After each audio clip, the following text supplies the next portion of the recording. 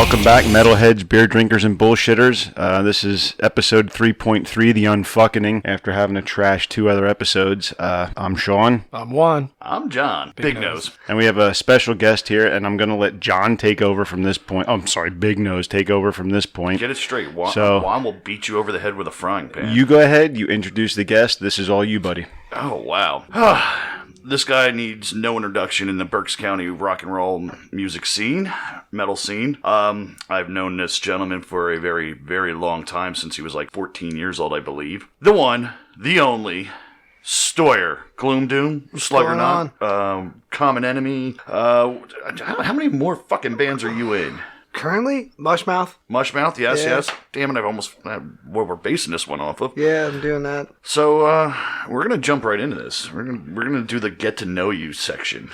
It's like the dating game. Yeah. These two suitors over here are going to be What fighting. will you do in door number 2? Well, whatever you want. You talk to Sean about that in door number 2. Sean likes door That's number where we 2. keep the gimp. Oh, I thought you were the gimp. I am not the gimp. Jesus Christ, that thing's used and abused back there, that. Whenever I think about gimps, I just think about Pulp Fiction. All right. Or John. the gimp. Either or. Let's start at the beginning of everything. Your first band, 621. Oh, yeah. How old were you when you started that shit? I mean, you were young as fuck. Yeah. When we actually probably started putting shit together, we were like 16. Really? Yeah. And then, because I was only like, I think I was a junior in high school. We didn't start playing until like the following fall. You guys never saw him in this band. Just remember back in the day, the drum set that I had, it was like... In the cage. Yes, his was bigger. Like, I walked into one of their shows and I just went, I love this band. They have more drums than me. And here he is just lugging his stuff away. And I'm like, dude, that drum set's so awesome. He's like, yeah. I'm like, oh. It sounded good. Still fucking sounds good. I still have it. Nice. It's just a bitch to carry 14 drums. Oh, Jesus Christ. That's how many it was. It was 11 that were all the same kit, and then I had Broto Toms because they're cool. They're still fucking cool. I can't find them anywhere nowadays. I can't. Really? Yeah. Pawn shops. Does it go up to the ceiling and rotate and shit like Tommy Lee? Or? No, I wish it did. I always thought about building like the cage like in Wayne's World when Garth plays a solo, because he has like the upside down boom stands with symbols on it. Nice. I always wanted to do that. 621 kicked around for a bunch of years. Who did you play with at that time? Fuck. In the band or like band wise? Well, in the band. There's Floyd. Floyd, who ended up in Gloom Doom with me and is in Sluggernaut with me now. He played bass at the time. Matt, he is a tattoo artist now. I think Hunter's a fucking computer technician now. And I think Mike is a banker, I think. I don't know, me and Floyd are the only ones that stuck with it and kept doing music. I mean, tattoo art, that's pretty much the same. You're kind of still in like a realm of something. Did you guys do like any national acts in that band? Because I know we played with Gargantuan Soul, if you count those dudes. Okay, So those dudes were touring around back then. Semi. But I don't know, we were just local, we were shitheads, and we didn't give a fuck. And then people were like, "Oh, this band's cool." It's like, no, we just didn't give a shit. And like everyone else kind of gave a shit. Yeah, because I think the first time I saw you guys were with Dead Leaves and Spinebelt. It might have been over at the... it's now the Hitching Post. It was like the Red Roof Inn or Red Rock Inn. Oh, yeah. Some crazy like that. And it had like dead animal like heads all over like the place. weird Mexican shit on the walls. Yeah. Yeah, It just had no flow. That was, we just wanted to do shows, and like Soundwaves was a thing then, but that was like the only thing. And then somehow we got in and booking at that place. And I remember like, we set it up, we went and got like actual tickets made that were just business cards, but we used them for tickets. And my old man was like cover band through and through. He's like, you gotta play other people's music, ain't gonna make no fucking money, which is true. But I was like, nah, fuck that. And then I was like learning how to silkscreen at the time because we couldn't afford shirts. And Nobody could. I made like 50, and my dad's like, don't take all those. Like, I'm like, dude, I sold like 80 some tickets in my high school. And, like, we went there on a Sunday night, did a matinee, like, fucking packed. Like, 153 paid, I think it was. I don't know why I still remember that. And it was fucking insane. I just remember, like, kids from high school, like, jocks and, like, football players, people that wouldn't go to that shit were, like, they came and they're like, this is fucking awesome. I was like, yeah, you just, like, get to, like, you know, you push your friend and he falls and it's cool. And you laugh at him. Now you get to push strangers and it's fucking cool and everyone's okay with it. Like... Yeah. So that lasted what, like 2 years? 621 was like 2 years, 3 years? Probably like a year and a half or 2 years. And like made it through like my senior year in high school, and then people were like, oh, we should do different shit with bands, and we're like, me and Floyd are like, nah, we just want to play fast. We don't want to sing or do like Stone Sour happened, and then our singer was like, oh, we should like do like singing, and I'm like, nah, fuck that. So have it like me and Floyd grew up listening to like Sabbath and like old Metallica records, and then then we old fucking punk rock. We just had shitty attitudes, and we wanted a band with a shitty attitude. How did Gloom Doom come about? Gloom Doom was so after 621, still Soundwaves period. Austin, who's bass player from Gloom Doom, he was in a shitty punk band called Three in the Dark. Him and then Mohawk Sean, dude drives hearses around all the time. Yeah. And he has a car club, like professional car club, hearses, ambulances, and cop cars and shit. He's a fucking nutball. Dude, I love talking to him. He has so many fucking cars. It's insane. We started a shitty offensive grind band called Slain Child Mourned. And we were doing that for like a year, and that was like the whole goal is like play fast, sing about offensive shit, and piss people off. Because we were all like 19. I think Sean was like 23. And then me and Austin were like, we need to do something that doesn't suck. Like, Slain was cool, but it wasn't serious at all. And then Floyd, who's my best friend, who's my guitar player, he was living out of he was in Washington State for like 6 months. Holy shit. And me and Austin were like, dude, when Floyd comes home, like, we're gonna do it. And then I picked Floyd up from the airport, and I gave him a hug. I'm like, I'm fucking so glad you're back. And he's like, what's going on? I'm like, we're gonna start a band with Austin. And he's like, fuck yeah. All right. And he's like, I listen to a lot of ska. And I'm like, I listen to a lot of death metal. Fuck it, whatever. So where did Bewley and Jeff come into this picture? Bewley went to high school with Floyd, and because back in that day, Bewley just didn't look like he'd fit with you guys, like as in like look wise. He looked like he was just the jockey kid. Well, Bewley was like, no, Bewley was not jock. Bewley was like Berserker from Clerks, like same haircut, same jacket, yes. Like fucking dog collars, And we all wore really bad shit, like especially like when I was in 621, spike fucking bracelets, whatever. But he was in Slain for a little bit because we were like doing the Slain thing. We're like, yo, I know this dude that can make shitty noises on his keyboard, and we're like, yeah, put him in the band. So there he is in the band, but he like taught himself how to play guitar. And he is a really good guitarist. Yeah, and he was like pretty proficient. And like at that time when we started Gloom Doom, like Austin played bass, but he didn't know how to play bass. We were in Slain. You didn't need to know how to play anything. Holy hell. And then, so he's like, Gloom Doom basically was like us learning how to play well. And that's where I wanted to go into the next question. Your first CD, the Doomed If You Do, it was, to me, being a big fan of Gloom Doom, that was like your growing process. It just was not as close to what you guys done later in your career, especially the feature, which we'll come to in a little bit here. Like Doomed was like, that was like 2 years after we started the band until we finally put it out. It came out in 07, I believe. We were just pissing out live records because we could recorded them at the silo. Right. And like it was just a quick way to make money. It was like, cool, you record that, here's your $25, and we sell them for $5 on burnt CDs with some bullshit printed on them. And like that's how we had to make money. We didn't have any other way to make it. Like we were fucking 20 years old when we started Gloom Doom. Like everyone's living at home or underage drinking and wasting money or fucking crashing cars or something stupid. We didn't have money for records. Except for you. You weren't the underage drinking. No, I was making sure they fucking got home. I mean, to deter a little bit from music here, as you're drinking a Reading Draft. Which one is that? Creamy Red Birch. The creamy red birch. Birch beer. Woo. Sounds good. What made you choose to go? I don't want to say straight edge because I know you eat meat and yours. Yeah, I mean, is no, hard, you'd be but... straight edge and eat meat. Yeah, what the fuck does that mean? I'm not a vegan. Okay, you know what I You're mean. straight edge and you don't eat meat or anything. Fucking, basically when I was a kid, my uncle, he's gnarly. Fucking biker dude, leather jacket, like, eagle tattoos and shit. He passed away from cirrhosis of the liver when I was like 11. Oh shit. So like that, and then just a history of watching it just didn't interest me at all. Okay, fair enough. And then like the older I got, and now in like retrospect, like my temperament plus the idea of like how genetically I would handle alcohol would have been a terrible idea.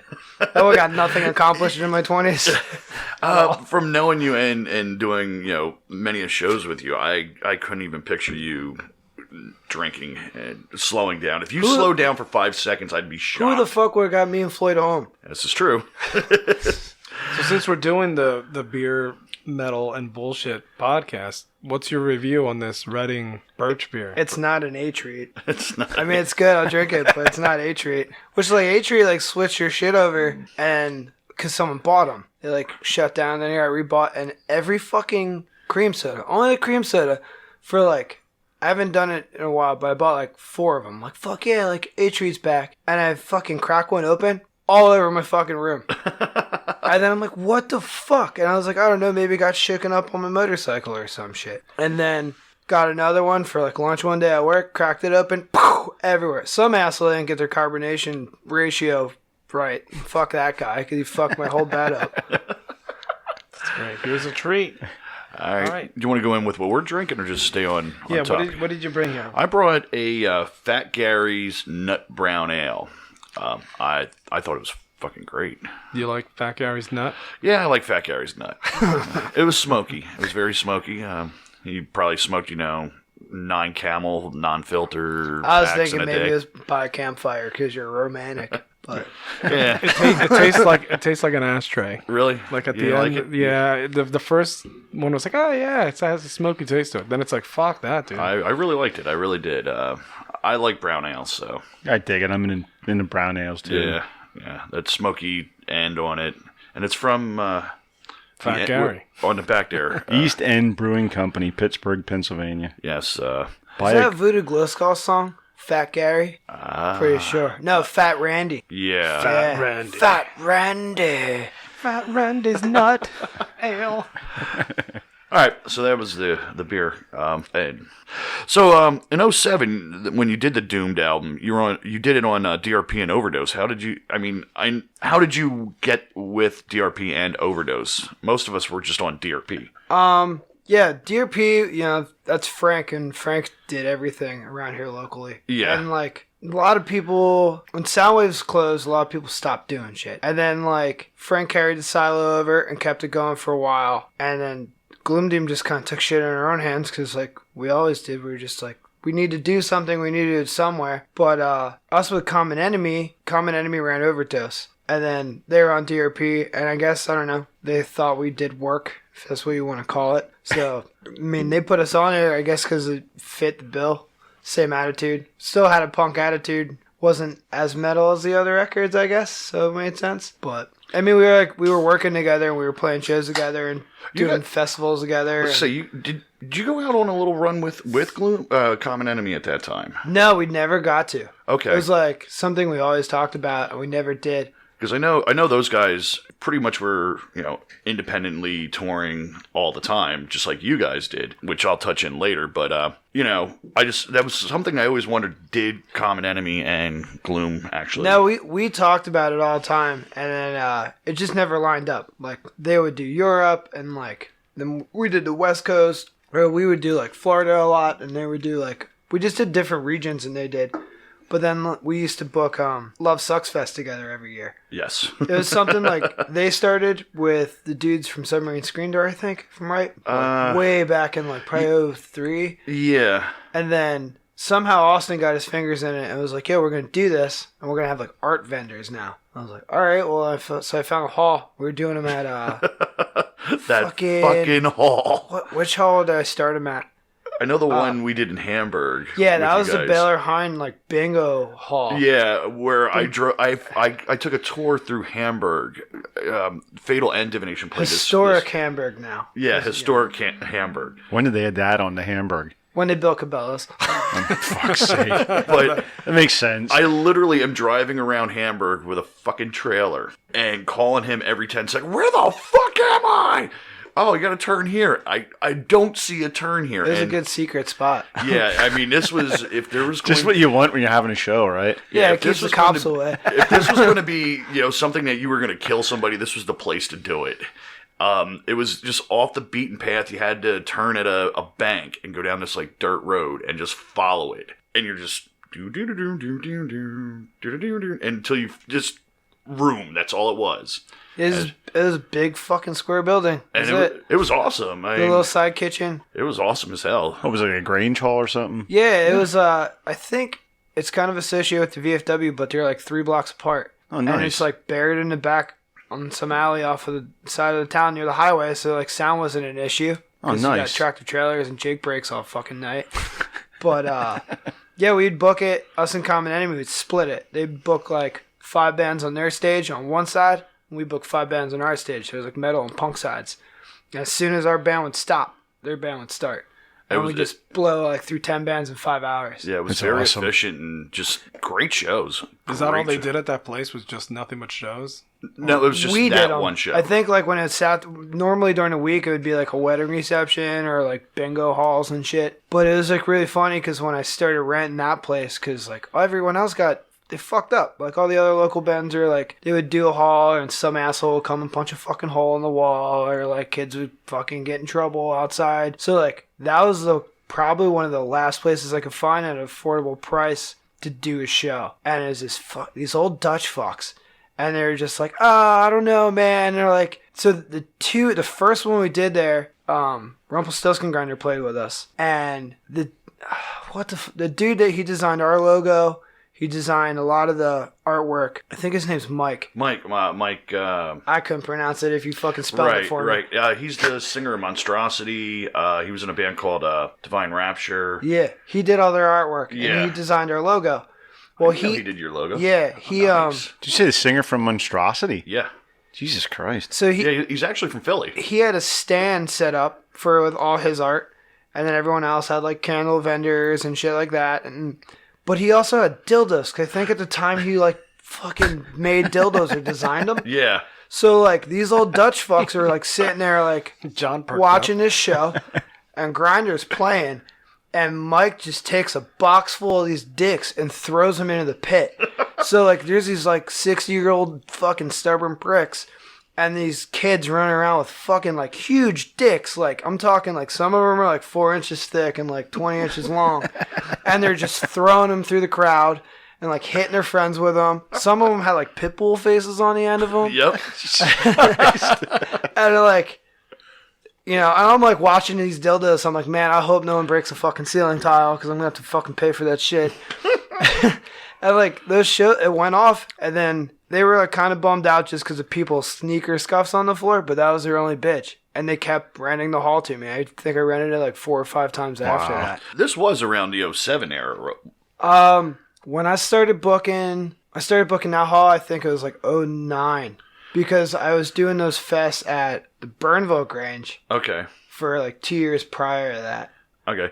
I mean, 07 was like one of the best times for Berks County, like metal. Like, Yeah. Our scene in punk rock metal. A lot of cool records. I mean, even like just like seeing why like Teeth of Mammals came out, and they're fucking awesome. And we played with those dudes all the time, and didn't really make sense. But like again, Right. like at that point, if you just had attitude and you wanted to play shows, you played with each other. I mean, we talked about it on our first show. I mean, you guys at Hara, well, Sluggernaut at Hara. Where else is there? What else is there a metal punk? In Berks County these days. Dude, I feel so like out of touch. I feel like I'm almost like older, out of touch, because I'm like, is there something I don't know about?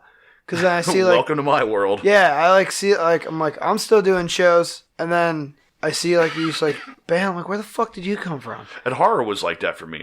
Who? At Hara, the at Hara, we reviewed him a couple months ago. All They were right. on the River Show. Yeah. Yeah, they just came out of nowhere. I literally just poof showed up one day. I feel like that's what it is anymore. Like, I don't think there's any growth. I don't like when everyone's starting a band, it's because you want to start a band and you sucked until you got good. And then like, and Gloom Doom's guilty of that for like at least 2 years. And but now it's like people keep it a fucking like Outer Heaven. Those fucking dudes, John, that was in Rivers and Nile. Yes. They came out of nowhere. I think they were like a side project, and like I just remember seeing them just like play a couple of shows. I'm like, well, obviously it's fucking good. John's in it. John's a really good guitar player. And then the singer was like the Rivers merch dude for like ever. Like their friend hung out with them. And then now I think their album came out on Relapse like last week. Oh, they on Friday.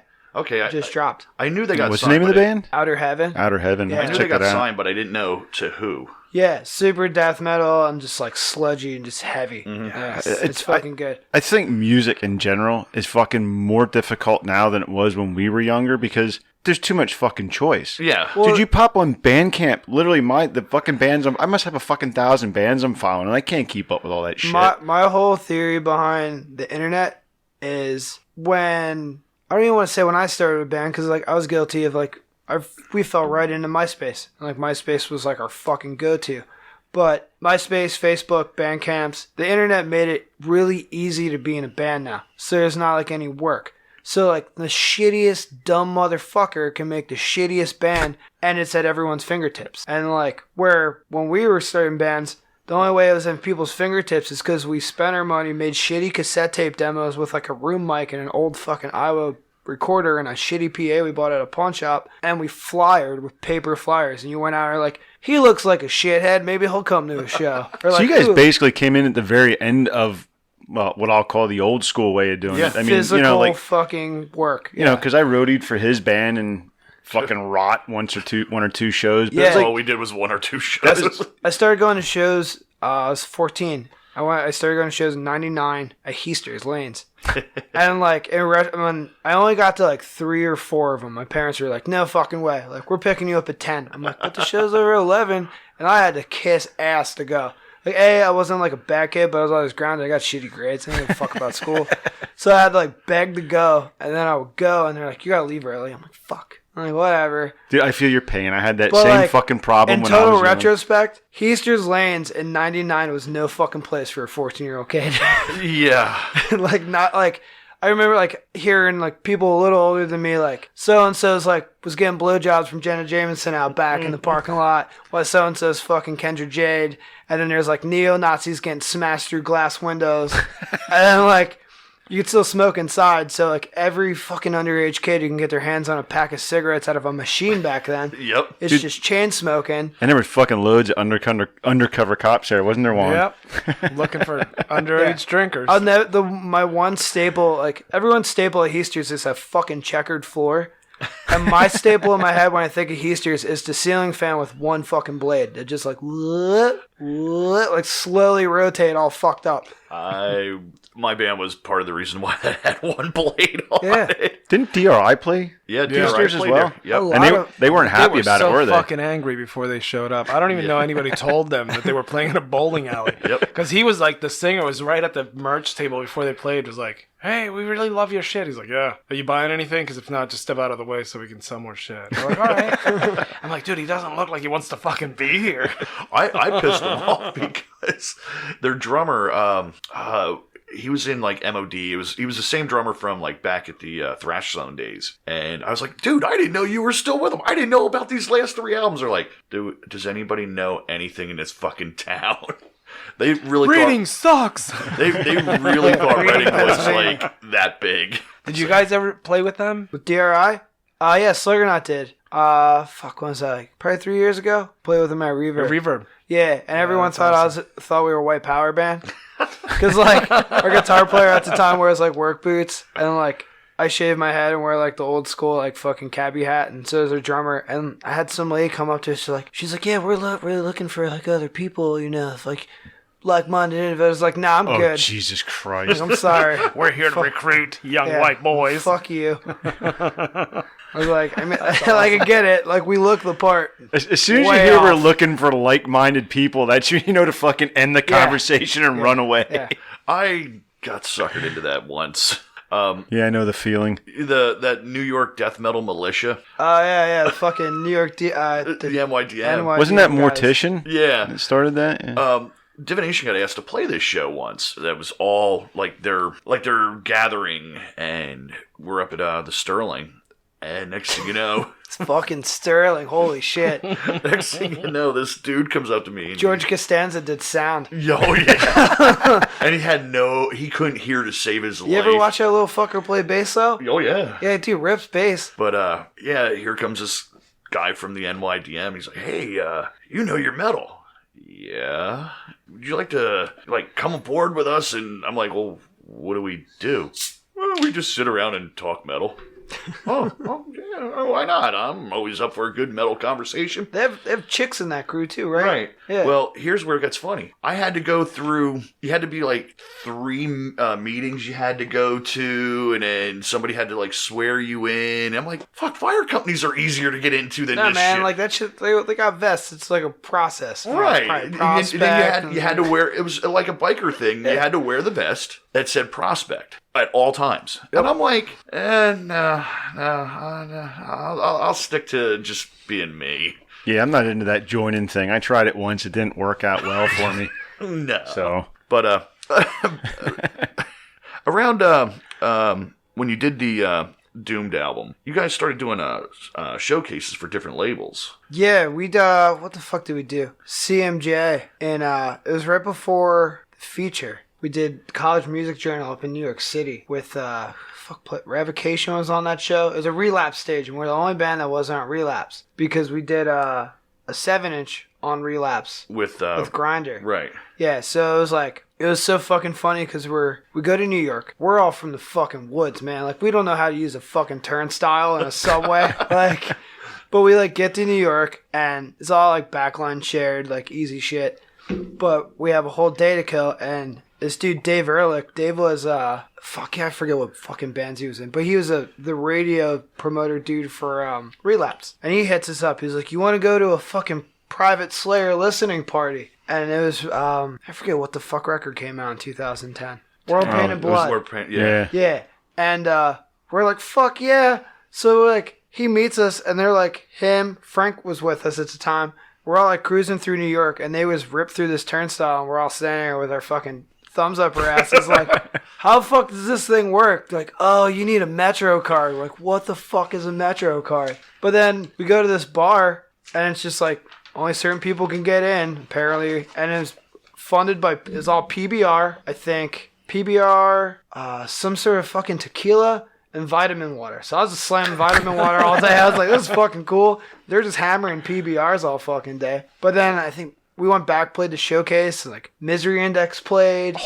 Oh my god, that's awesome. Yeah. It was fucking gnarly. And it's this place called Fontana's. Okay. It's shit, really tiny little fucking dark bar. But we played there twice, and that showcase was rad.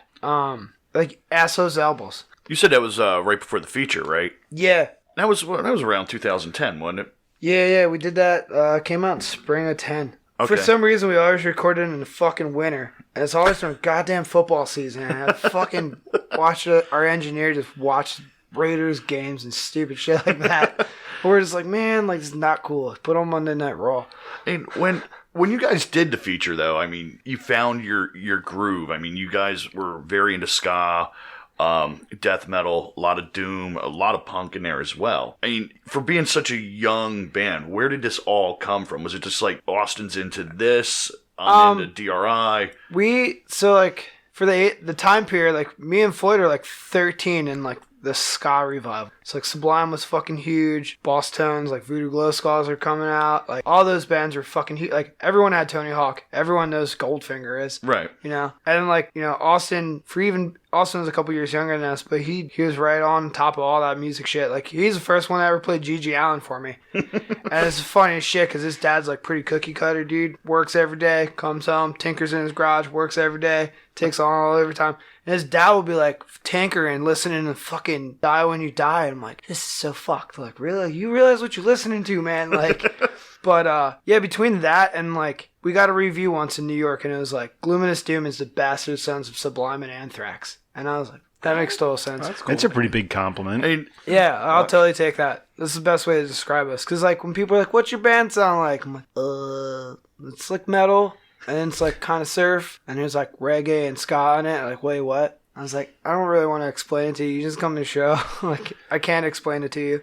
the feature to me is one of the best Berks County. It's probably my top, I'd say, 50 albums. I mean, I listened to that album till I actually had to get a second one because It's a fucking long record, too. and I scratched the shit out of it from playing it so many times. What is it? The feature Explain. from Gloomness Doom. All right. And I just gotta tell you, I'm kissing your ass now. I think that album's fucking amazing. Well, yeah, I mean, it was cool. It was one of those things, like, we wanted to get everything the fuck off her, I want to say, plate or chest, just because I was like, I want to record that song. Either record it again because I thought we didn't do good enough the first time, or I'm like, I just want to record all these fucking songs so we start fresh. Like, next Right. record is all new shit. Because, like, some of those songs, like, were on the 7-inch with the grinder. So they were, like, written in '07. And now it's, like, 2010. I'm like, this needs to be on fucking record. Let's just get it over with. Put it out. During the, I would guess you would say the touring aspect or the promotion of the feature, that's when you got to falling out with Jeff. Yeah, we did, we did, like, 4 tours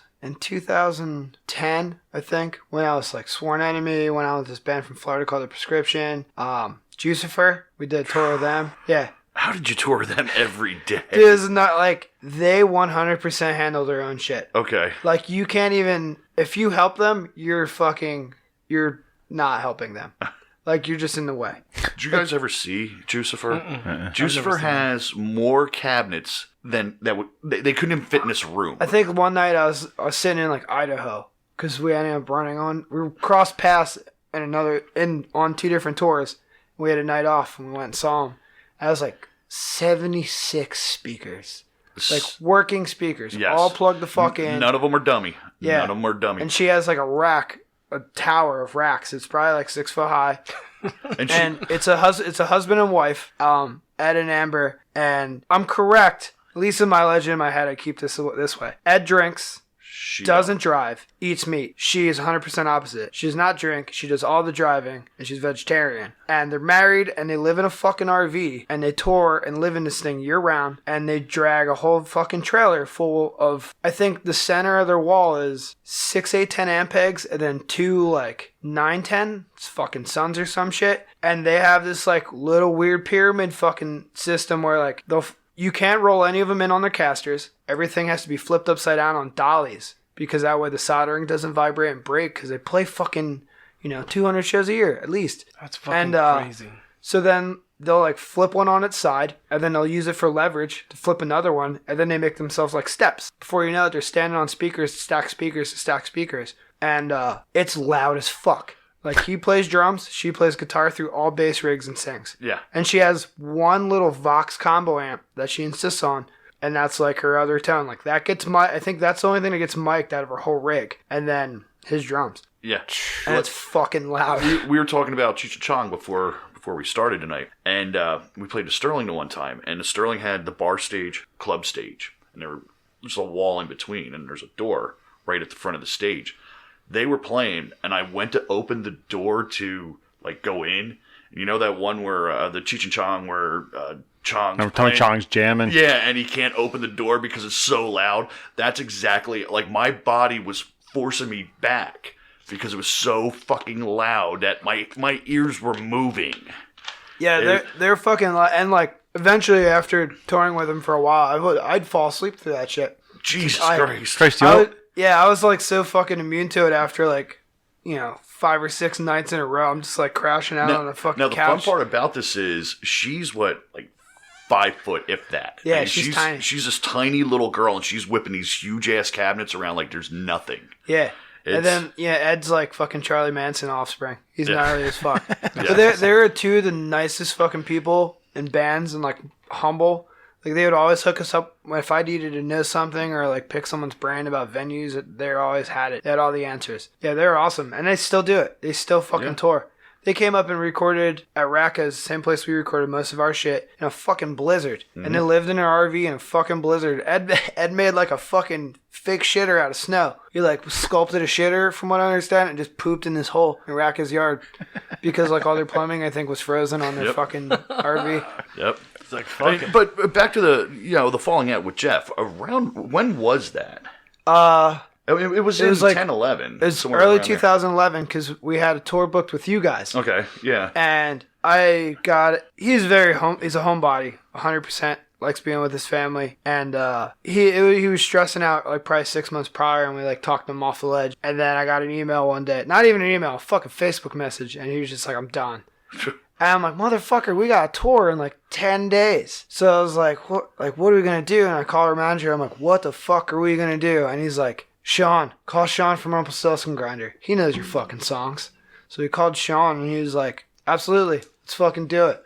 I'm like, so we like narrowed it down, I think, because originally like 10 days. I think we cut 2 off and made it like 8. And but 5 were actually out. Right. And then the other ones were like locally. Right.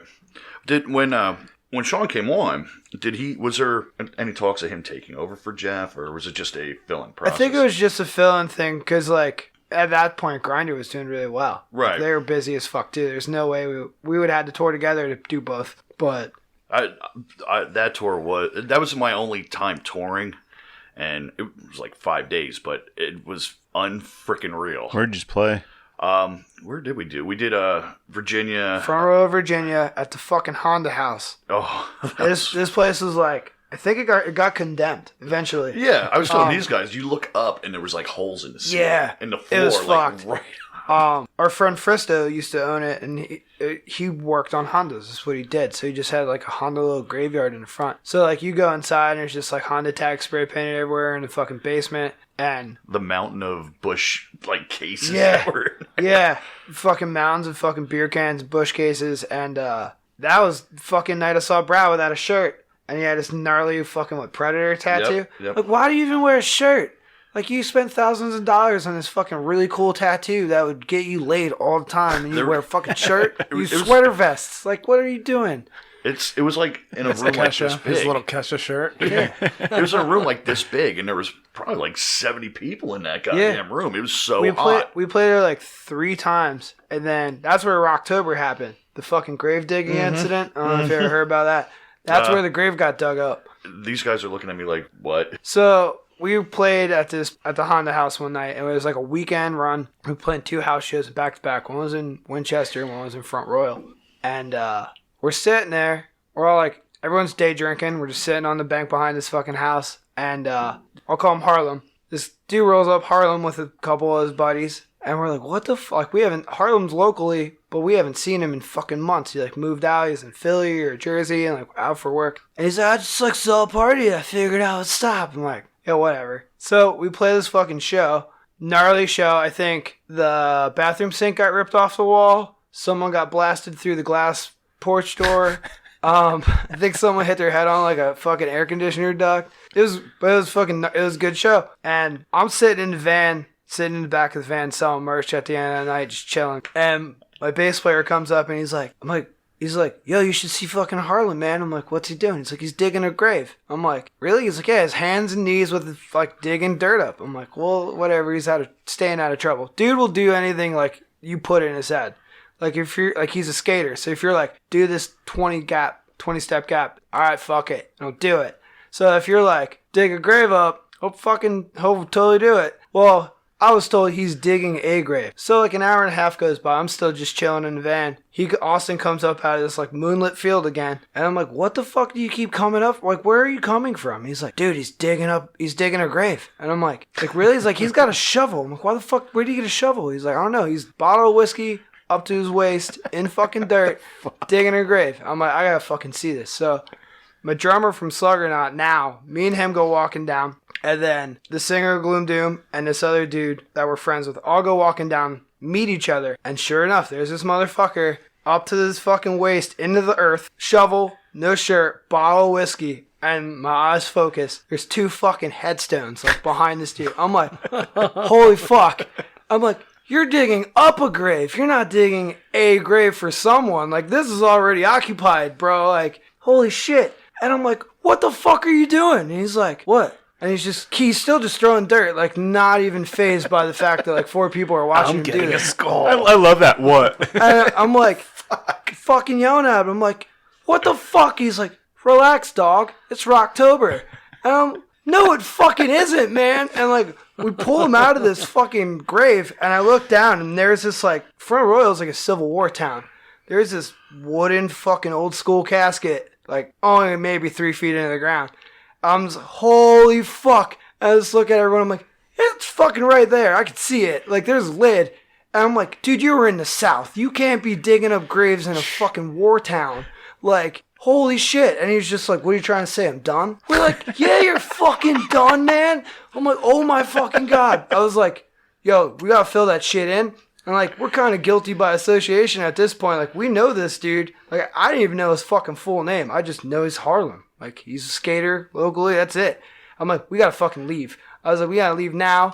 We, like, kick what dirt we could back in. Everyone knows you dig a hole, it doesn't fill back in right. Whatever. In my fucking hole. And he was just like, I'm like, why the fuck would you do that? He's like, I was just trying to party, man.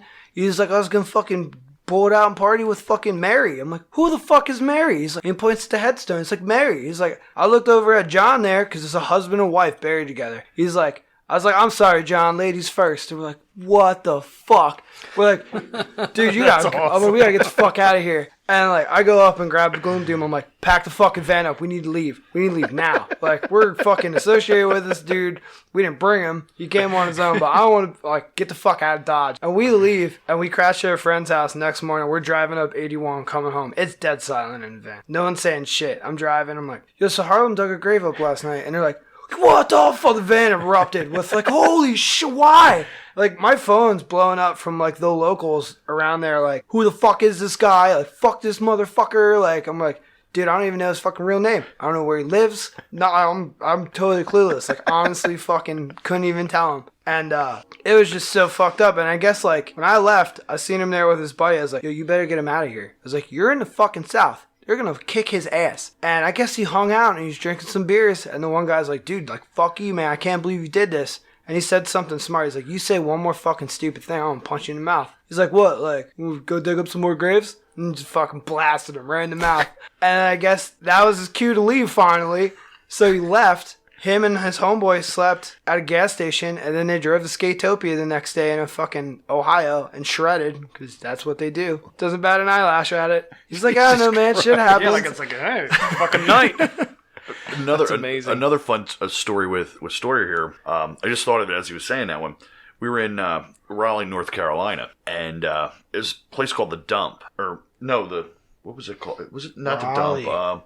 Wait, before we go to this new story, is this guy still around? Yeah. Like, do you still hang out with him? Yeah, he was with us last night, actually. Dude, that's fucking amazing. Yeah, it was really funny because, like, he's settled down pretty good. He's got, like, a solid girlfriend. Like, she keeps him on. I'm like, yeah, like, I tell her the Rocktober story. She's Is her name Mary? No. No.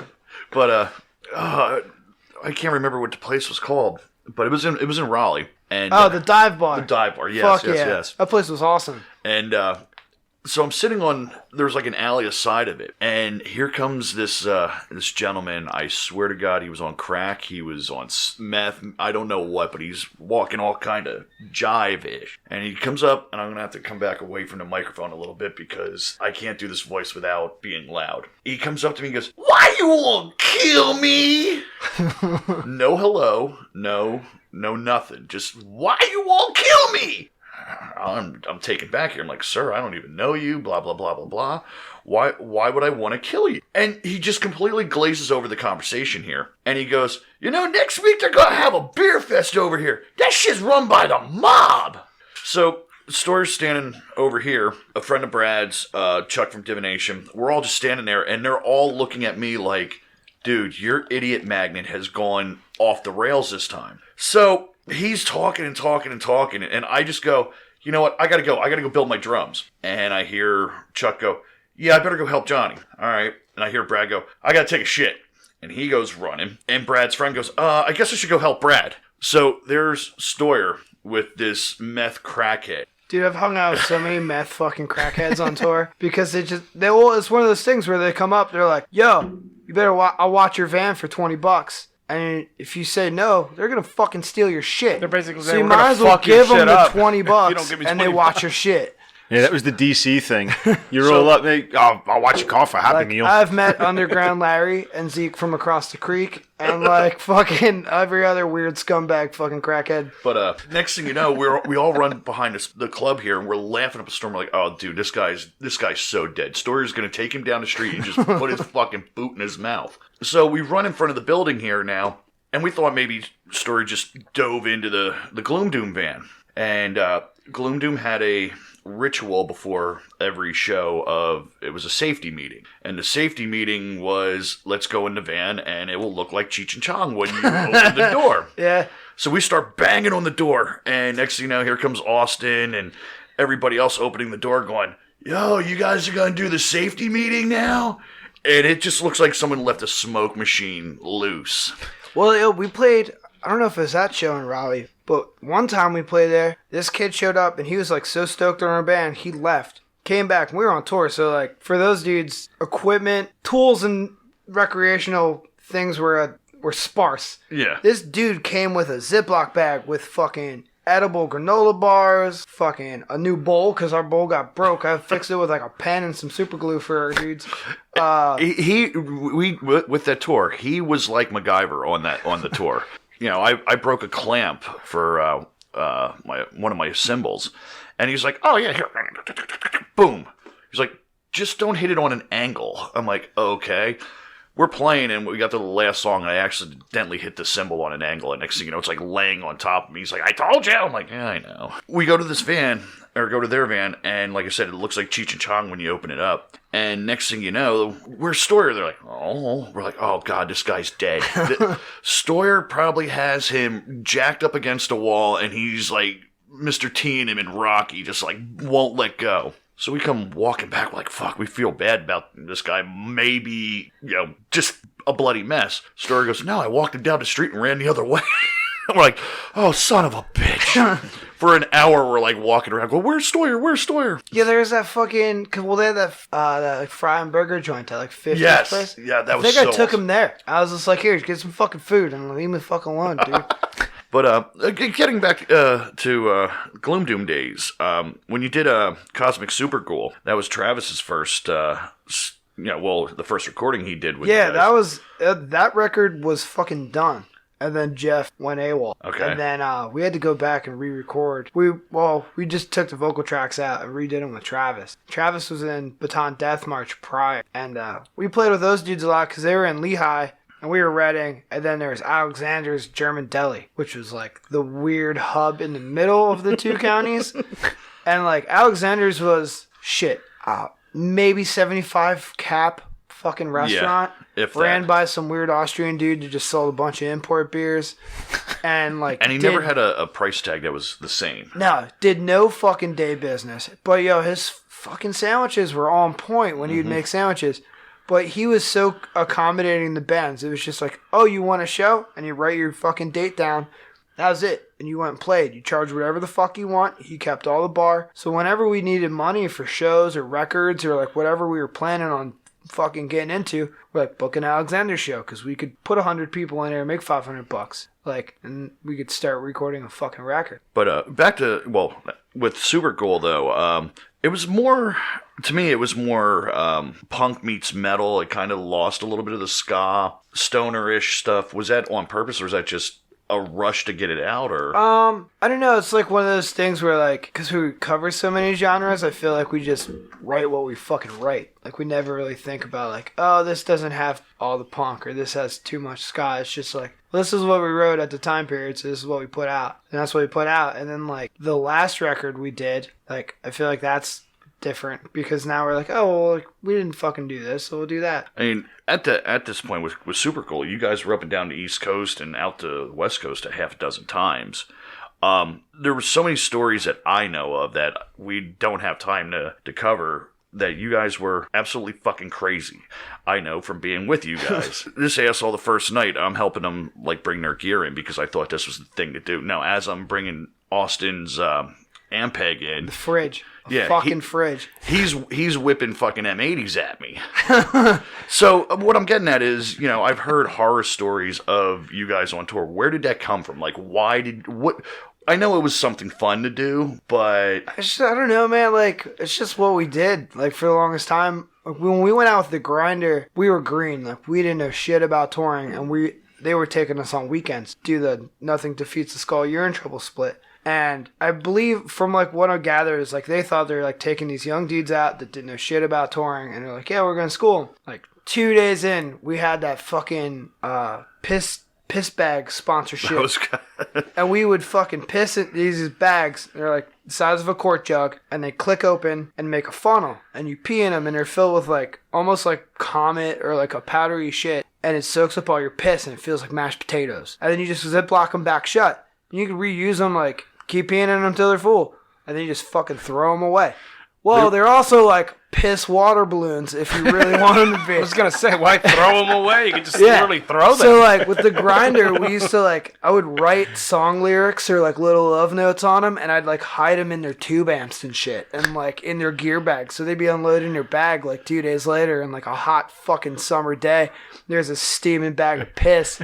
It's been like hiding under the fucking driver's seat. And awesome. We did a tour of Binary Code. And the bass player for that band is now the bass player for Revocation. Right. And I'll never forget Brett just being like, this is the coolest fucking thing ever. And he's like holding this bag of piss after he used it. And he's like wringing it out like you would like a fucking Go-Gurt. And just squirting the weird gel piss substance out into the parking lot in fucking Connecticut. He's like, what the fuck is that? Like, dude, they were awesome because, like I said, you can fucking throw them at cars. Like, we were ripping up 13 one night from Virginia Beach and, like, just throwing shit, snack packs. Like, I had a girlfriend at the time that actually, like, fucking pack us, like, weekend meals or whatever. And all of a sudden, Austin's like, we're throwing shit out the fucking window. And I get a text message like, are you guys that backwoods that you just threw fucking shit on our van? And I'm like, what did you just throw on their van? He's like, snack packs. I'm like, wait, we have fucking snack packs, bro. Like, we're on tour and you're wasting pudding. Like, there's plenty of other shit we could have threw at their fucking van. Like, you wasting fucking snack. That's a commodity. Like, we're eating out of dumpsters and stealing fucking sandwiches from gas stations, and you're wasting snack packs. To add to this story, when we were on tour, we kept on saying, oh, we're going to get together before the show and we'll hang out and do this and this and this. And the one day he calls me up and goes, yo, you guys want to hang out? I'm like, we're at dinner. We'll meet up with you guys after we're done. He goes, what do you mean you're at dinner? We're like, yeah, we're at Outback. What the fuck is dinner on a tour? And he's like, he called us so many names. I literally put the phone down in the middle of the steak and I put the phone down in the middle of the table. We take them out on fucking tour, and like they all have 40-hour-a-week fucking adult jobs. They're on like paid vacation. We're just shitheads that all live in basically one fucking house, can't afford to do anything, and we're like, like I said, sometimes we've stolen fucking those shitty hoagies from gas stations, or like found a good pizza, a whole pizza in a Pizza Hut dumpster. Like they throw that shit away. It's in a box. Fuck it. That's dumpster diving. Yeah. We like when we did the U.S. tour, we were eating fucking canned ravioli cold for fucking 40 days. Like. Was that Brad's idea, the whole Outback? No, actually it was Joe Carr's idea. We take them out on fucking tour, and they're like, yeah, we're at fucking steakhouse. And I'm like, oh, we got a hotel. I'm like, that's cool. We're staying at these really nice hotels. I just slept on some dude's floor in his house with all his weird stray cats he fucking took in, next to a fucking dried puddle of puke that looks like fucking oatmeal, I pass out watching The Nanny. You know what it's like the way, like, you're not getting laid for how many days. You wake up with a raging hard on a hardwood floor. It's not like a hotel bed. Fucking sucks. We had Princess there. You should have fucked him. Yeah. We wouldn't tell him. You would have thought those cocksuckers would have at least been like, they were like, all right, come sleep on our fucking floor. No. Like, we heard the story. Because we could have at least fucking been like sneaking down and eating continental breakfast in the morning. We heard their stories, so we were like, the first night was in Richmond. Yeah. That's fucked up, dude. And, well, we heard, like, don't let them know where your hotel is. And they're all like, oh, so where are you fucking rock stars staying? We're like, oh, the Omni there. Here, we're like a mile down the road, not telling them where we're staying. We fucking, we went with the Grinder. We were in Buffalo, New York one night. And it was the first time we were ever up that way. And Grinder was sleep. They had a hotel next to us because the promoter like hooked us up, or else we never got hotels on our own dime unless like promoters or like our label would put it up, and because we're cheap fucks. And Floyd Grinder was like, we're gonna fucking drink with Floyd tonight, and Floyd's like, I'm gonna outdrink your whole fucking band tonight. And they're like, yeah, right. He's like, fuck you, I'm gonna outdrink your whole fucking band. So Floyd takes a hotel trash can, fills it with beer and ice, and he's carrying this thing around like a fucking it's his best friend, and he's hammering beers. So it's Floyd versus 4 dudes. And Floyd's just hammering beer all fucking night. I watched Austin get in a fight with a fucking lamp that night.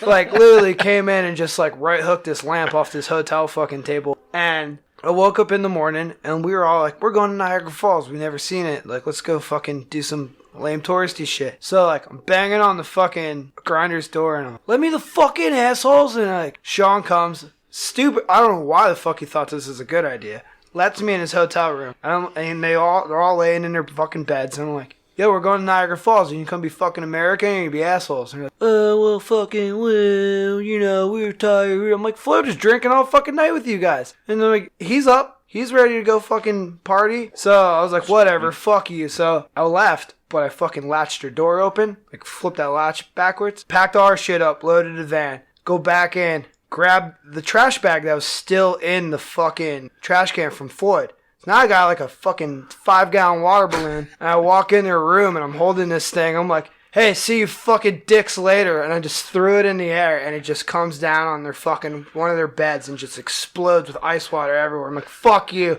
We left. That was the last tour we ever did with those dudes. Canadians. Yeah, like no one, like surprised that most people don't want to stay on. Well, I don't think Big Nose really was trying to be mean by not allowing you guys. Oh yeah, we from were. the stories. You're No, just I scared. really don't. They just needed the hotel room for, you know, the hair primping and the dyeing of the hair. Yeah, Well, Beauty, you know, beauty sleep. You They gotta get scared that the fucking big solid and 8 Chuck. hours. Well, Yeah. Chuck was fucking dying for Yeah, like Chuck- the yeah, whole Chuck- tour. yeah, He Chuck was, like- sleeping, and Yeah, fucking he had shitting his fucking life away. Yeah, he had the flu something so bad that none of us wanted to stay near him. that's the That punishment. sucks. That's called Well, punishment for fucking being an asshole to and the other guys. that was the tour. Sean from the Grinder did that tour with us. Yep. Probably. I don't know. I just know after Front Royal. That's why you gotta eat shittier stuff, man. Like, It's only contagious when When you you- suck a dick. I know after Front you eat Royal. eat out of dumpsters, you fucking build your immunities up, man. I know after the Front Royal show, we played Wilmington the next night, and Oh god, yeah, he headbutted a dude. Were you there for that? no, Yo, Sean headbutted this fucking dude in the chest. at Wilmington. Yeah. How did I miss that? There's some fucking You're probably dyeing your hair. some cocksucker opening band was like wheeling their gear out while we were playing. Oh, now this is coming back. Kind of fucking rude, asshole. So Sean jumped down off the stage singing and just headbutts his dude in his Yes. fucking chest. It was really awesome. After Front Royal, we partied something, and I remember sitting there Dude, with Front Royal goes fucking hard. Yeah. Those dudes that put the shows on down there were awesome. I had no idea Front Royal was such a fucking scene. Well, I It's only the dudes that were in Kill the Car. Those dudes, Dale specifically, was the go-to guy. Like, he made the shit happen. Always putting on banger fucking shows. And they were on, Kill the Car was on Overdose too, and that's how we met him. Via MySpace. Like, hey guys, we're like friends on the same label. So then, like, before you know it, like when we started going south, like, we need dates. We only met these dudes like one fucking time. and that's how you started playing Front Royal. Yeah, now they're like our best friends. Like, those dudes were up here last night for one of our bass player got married, and like they came up for that. I drive down there every now. Well, we still play. I'm playing down there next weekend, and like even when I'm not playing, we go down and hang out. but it was a like I said a humongous raging party afterwards, like backyard wrestling, and I remember hanging out with Floyd, and Floyd's like, "Yo, Big Nose, we're gonna get you drunk." I'm like, he's like, "I never see you drunk." I'm like, "All right, let's do this." Drink this fucking old crow faggot. Well, no, it was. That's totally how that went. I told you the story of the guy with no teeth in the Jack Daniels bottle, and I was trying to hide from him, and I ended up chugging a bottle of Jack. That was Front Royal. Sounds like Brian. The Brian. Yeah. Yeah, from Kill a Car. Yeah, and Yeah. he had every bit of divination merchandise. He had stuff that I didn't even have. And it was funny as hell because we started talking, and, you know, I'm hanging out with Floyd, and we're just drinking Bush. And I mean... Bush Pounders. That was how Floyd got that fucking name, Bush Pounder. Oh.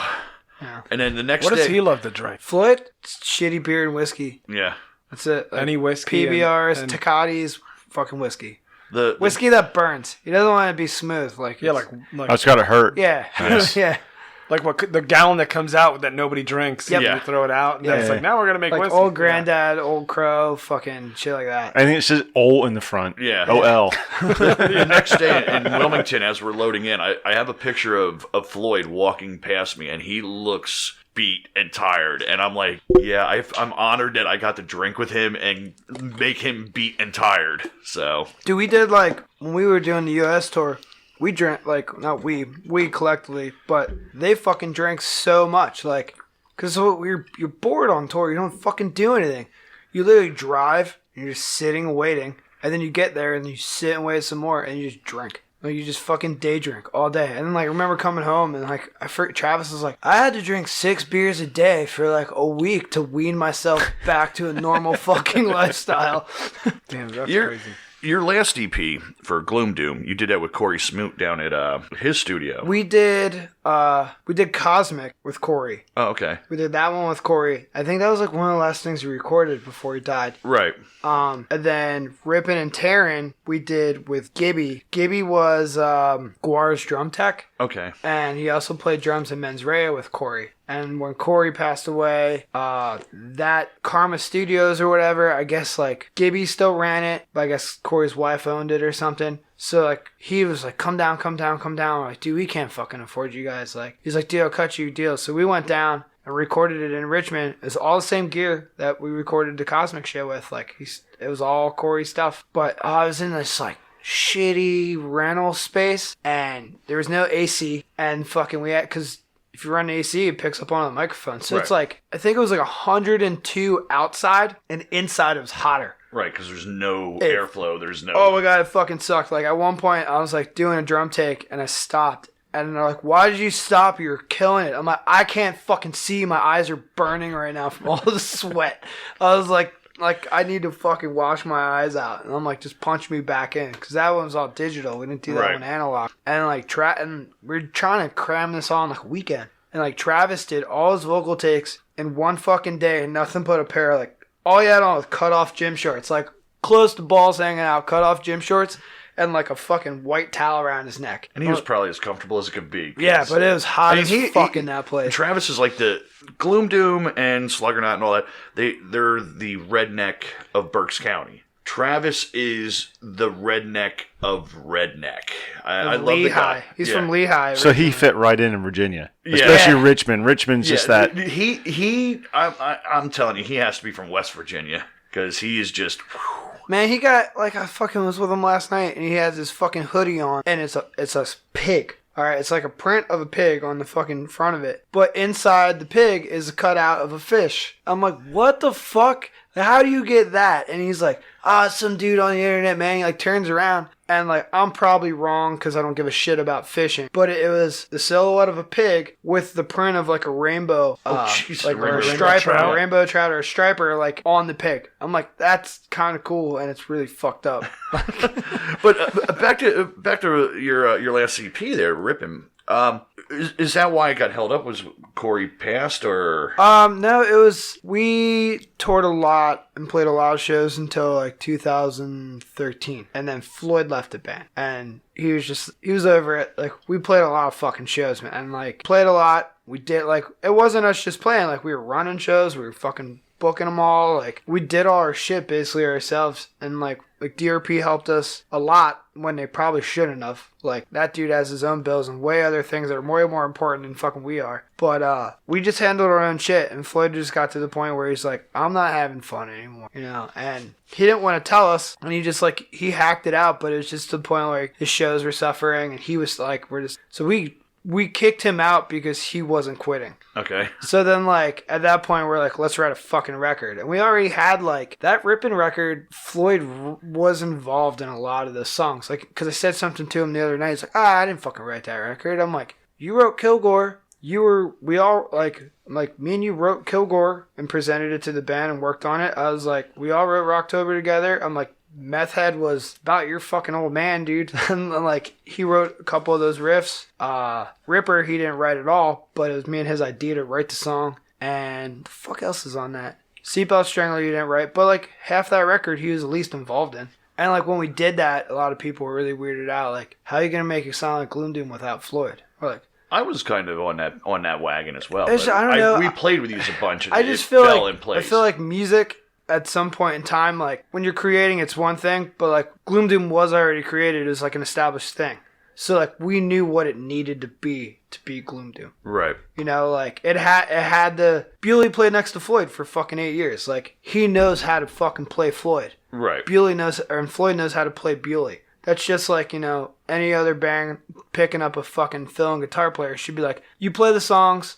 And yeah, you can play them. Then eventually you're like, I got the fucking groove where now I can make it sound like how Zach Wilds makes it sound like Randy Rhoads. Right. I mean, at this point though, you started Sluggernaut at this point. I started Sluggernaut in 2012. A lot of people for a really long time were just like, you run your fucking mouth a lot and you like being an asshole and being violent. Like you should sing in a hardcore band. And I was like, you know, like I really don't know how to fucking sing, and I didn't at all. But like, we started it as a joke, and I just did it here and there. Like, in between, like, I would, like, write shit when I wasn't with Gloom Doom, or, like, when we were on the road, I'd, like, those dudes would practice and jam out, and then send me clips, and I'd write lyrics on my phone, in the van, and, I mean, we switched, me and the drummer are the only two original I was dudes. gonna say, you and Josh started Sluggernaut. Yeah, it's me and Josh, this dude Hopple, and this kid Thornton, and, yeah, Thornton's he's a gem. Sweet dude. Crazy fucking dude. But yeah, like we did one record and then it just took a while. Like, I mean, those dudes are younger than Gloom Doom. Those motherfuckers were coming to Gloom Doom shows at like 14 years old.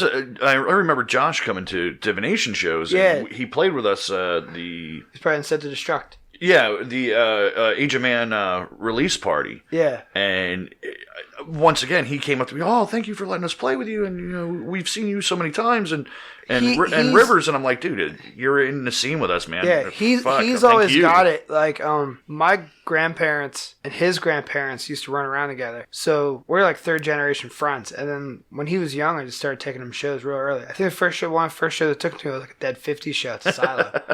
And so he gets like the whole giving back, putting in thing. Right.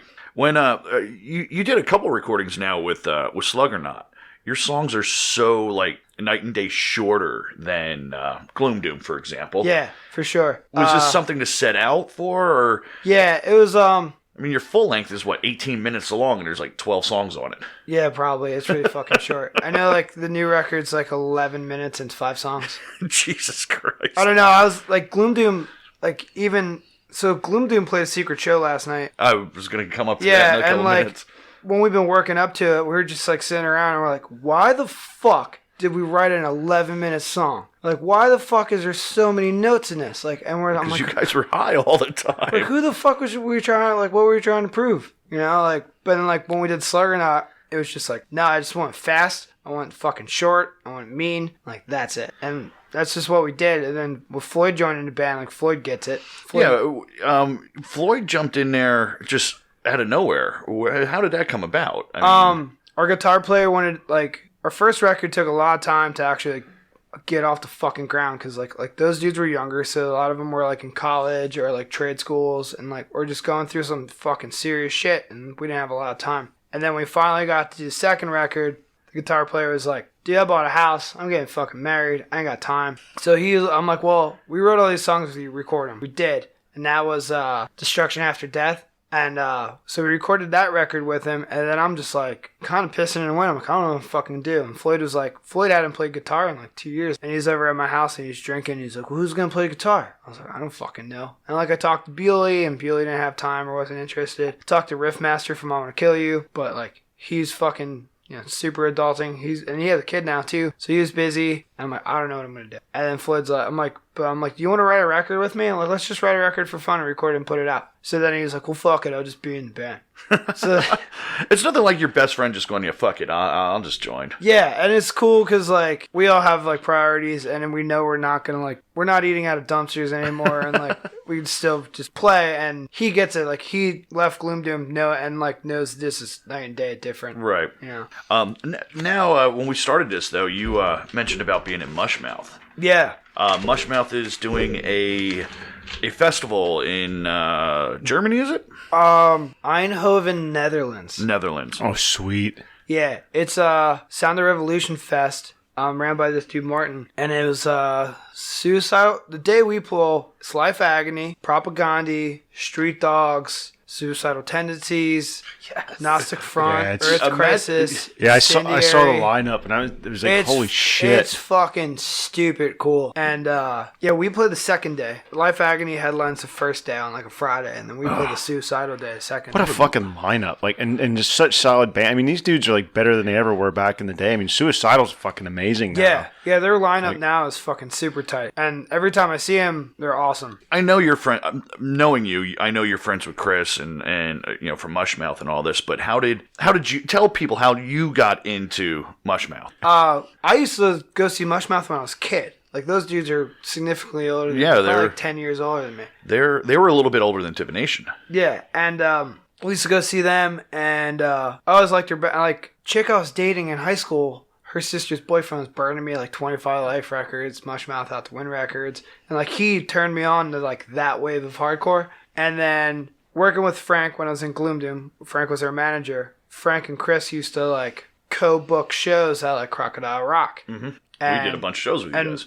yeah, Frank would or Chris would book the shows, and Frank would basically like run them. Right. So Frank would like need hands because Frank would book like it was like one day it was like Biohazard, fucking Bulldoze, like bunch of fucking bands. Oh my god, I remember these shows. And I met Chris Rock. from doing that, and then Chris opened up Reverb in Reading, which is a general entertainment venue, like Yes. comedy, metal, rap, fucking wrestling, boxing. Midget wrestling. Yeah. And Which when we end, I actually saved the dates this time to be able to say this is what it is. that without shit looks looking. Really gnarly. Like I see the videos and I'm like, fuck, I should have went. I'm like, dude. What, not going There's real so well. many people that are that Sexual. way. Yeah, that's But yeah, Chris owns Reverb, and we would fucking help him stage manage, run shows, do door, whatever. And we became friends, and he became aware of me and Gloom Doom, and we'd play shows there. And then one day I was like in the office, like, and he's like, "Hey, would you want to play This Is Hardcore?" And This Is Hardcore is a giant fucking hardcore fest in Philly. I'm like, "What do you mean?" He's like, "With Mushmouth." And I was like, "You want me to play a Mushmouth?" Yeah. I'm like, well, "What happened to Shannon?" Because, like, Mushmouth hasn't played... They played one show in, like, 10 years. Right. And he's like, well, Shannon's, like... He's done playing music for the most part. Like, he quit Wisdom in Chains. And he's... Yeah, I'll fucking... I'm like, you serious? He's like, yeah. I was like, I'll fucking do it. He's like, you can learn those songs? I was like, I'll go home and learn those songs tonight. So then, like, I just start hammering out, like, different catalogs, like, of their shit. And a couple months down the line, and he's like, are you still going to do this? I was like... Yeah, I just need a set list, bro. Like, I got them all kind of queued up in my head. So then we played This Is Hardcore in 2014. And that, fuck, I don't even remember who the fuck headlined. But 14. That was.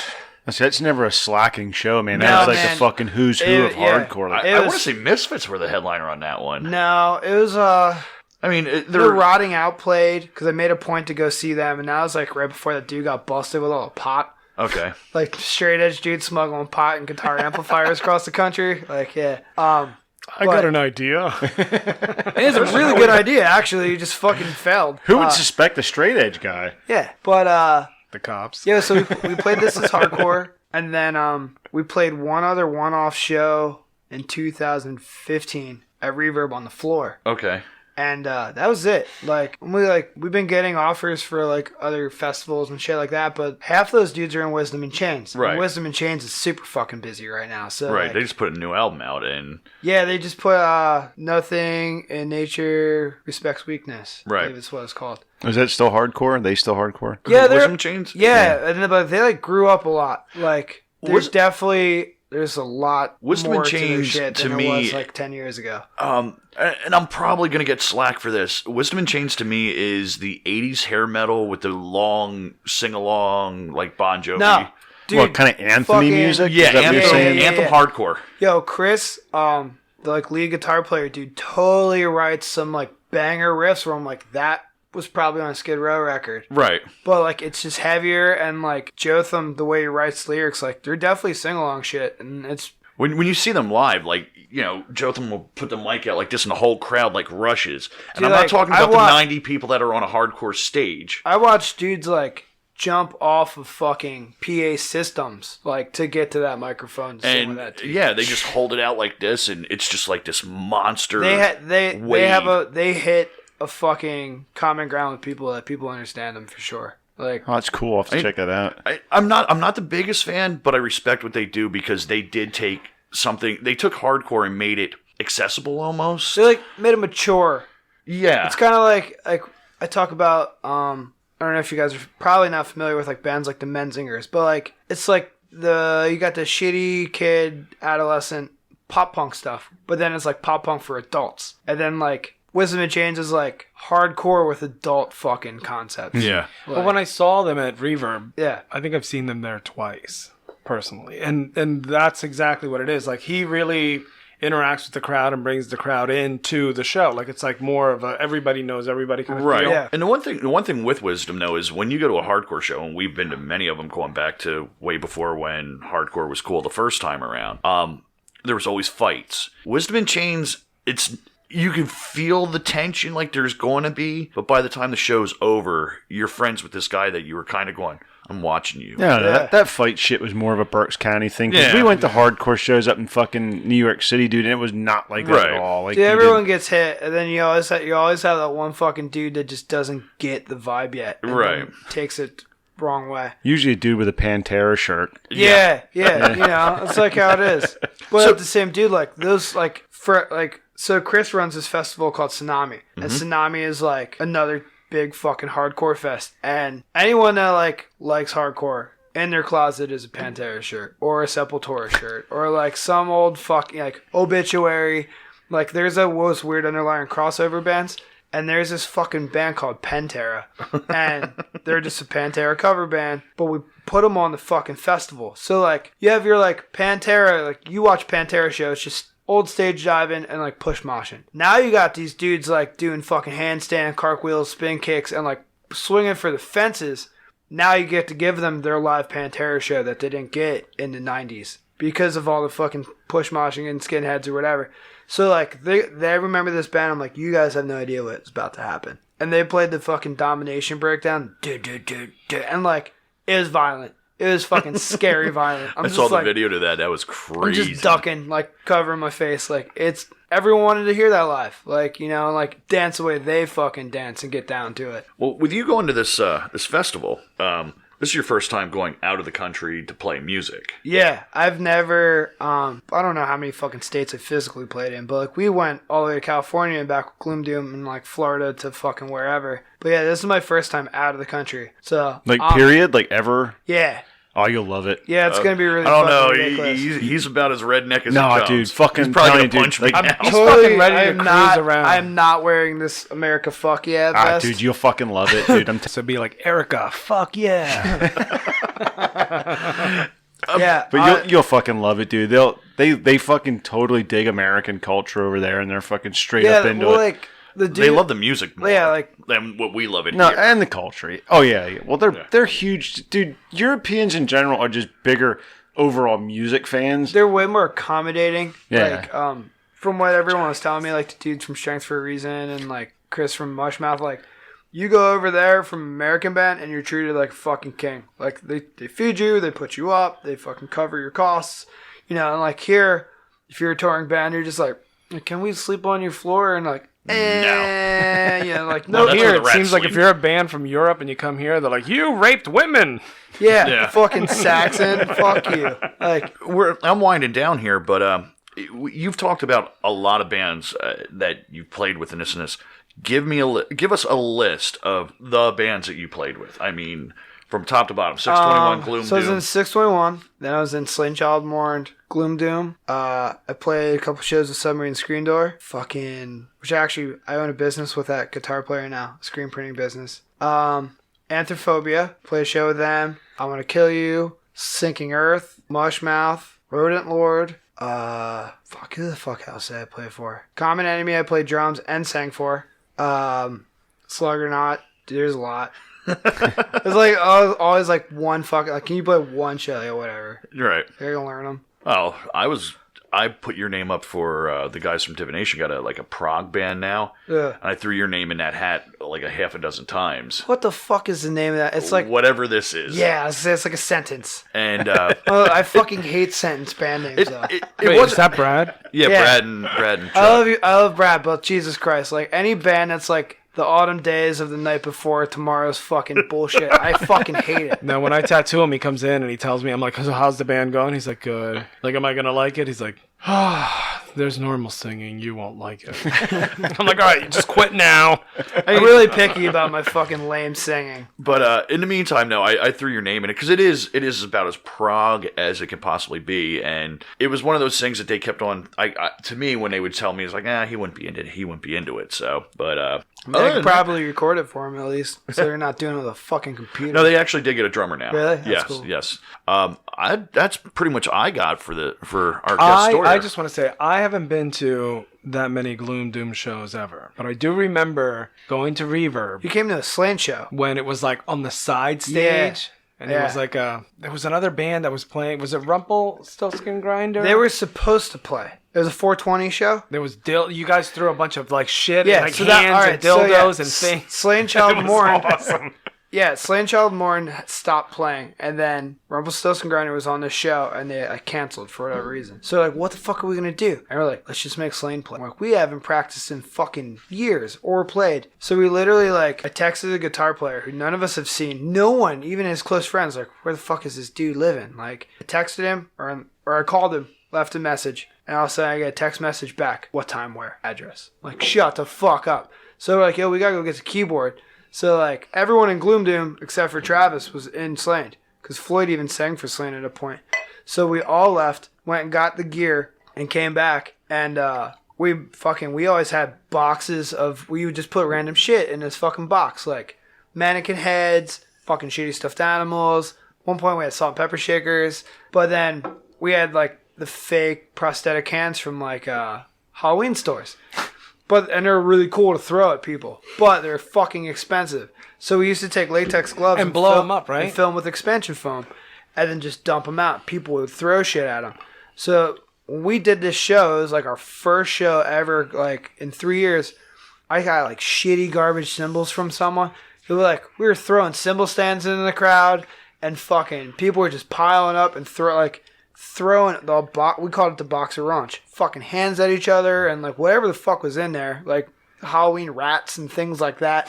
We played a show once. We found a dead woodpecker and we stuck it in that fucking thing. And people were throwing a fucking dead woodpecker at each other because they thought it was fake. They thought it was fake like everything else because it was just petrified and hard. I'm like, holy fuck, someone's gonna get fucking swine flu or some shit. Dude, I thought it was awesome because I've never seen props being thrown out. Yeah. During a show, and then people besides the stupid ball that you see at these huge shows, where they you fucking can't hit it up you came close to having fucking maggots shot out of a bass drum. Well, it never happened. We even at one point we This actually happened. We got shitty caveman clubs, squeaky caveman clubs from because when Super Halloween Adventure whatever the fuck shuts down at the end of October, that shit's all on sale. So we would just buy as many random Halloween things as we could and throw them in this box. And people would steal them at shows and we just replace them with more bullshit we found at yard sales and whatever the fuck The one fun thing about playing with these guys all the time was, with Gloom Doom especially, their set list, everybody, you see it, everybody puts their set list on a piece of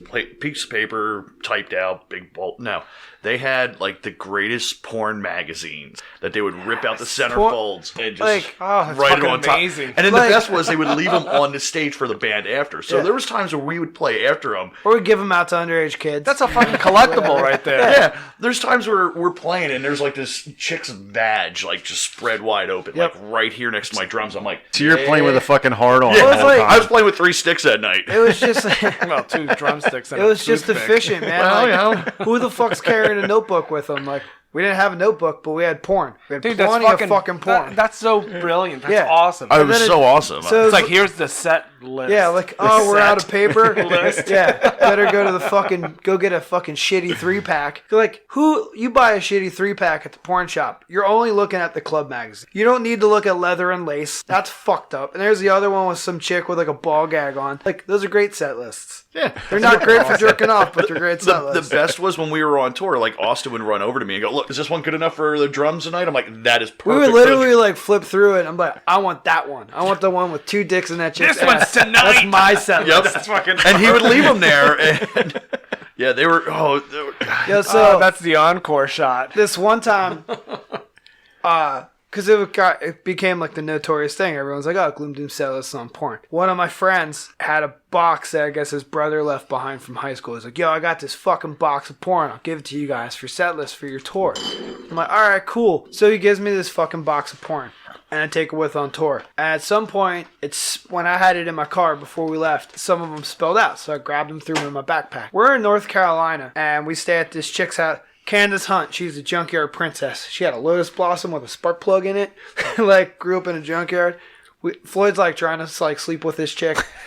Fucking Jeff's drunk sleeping in her kid's race car bed. Like, I can't.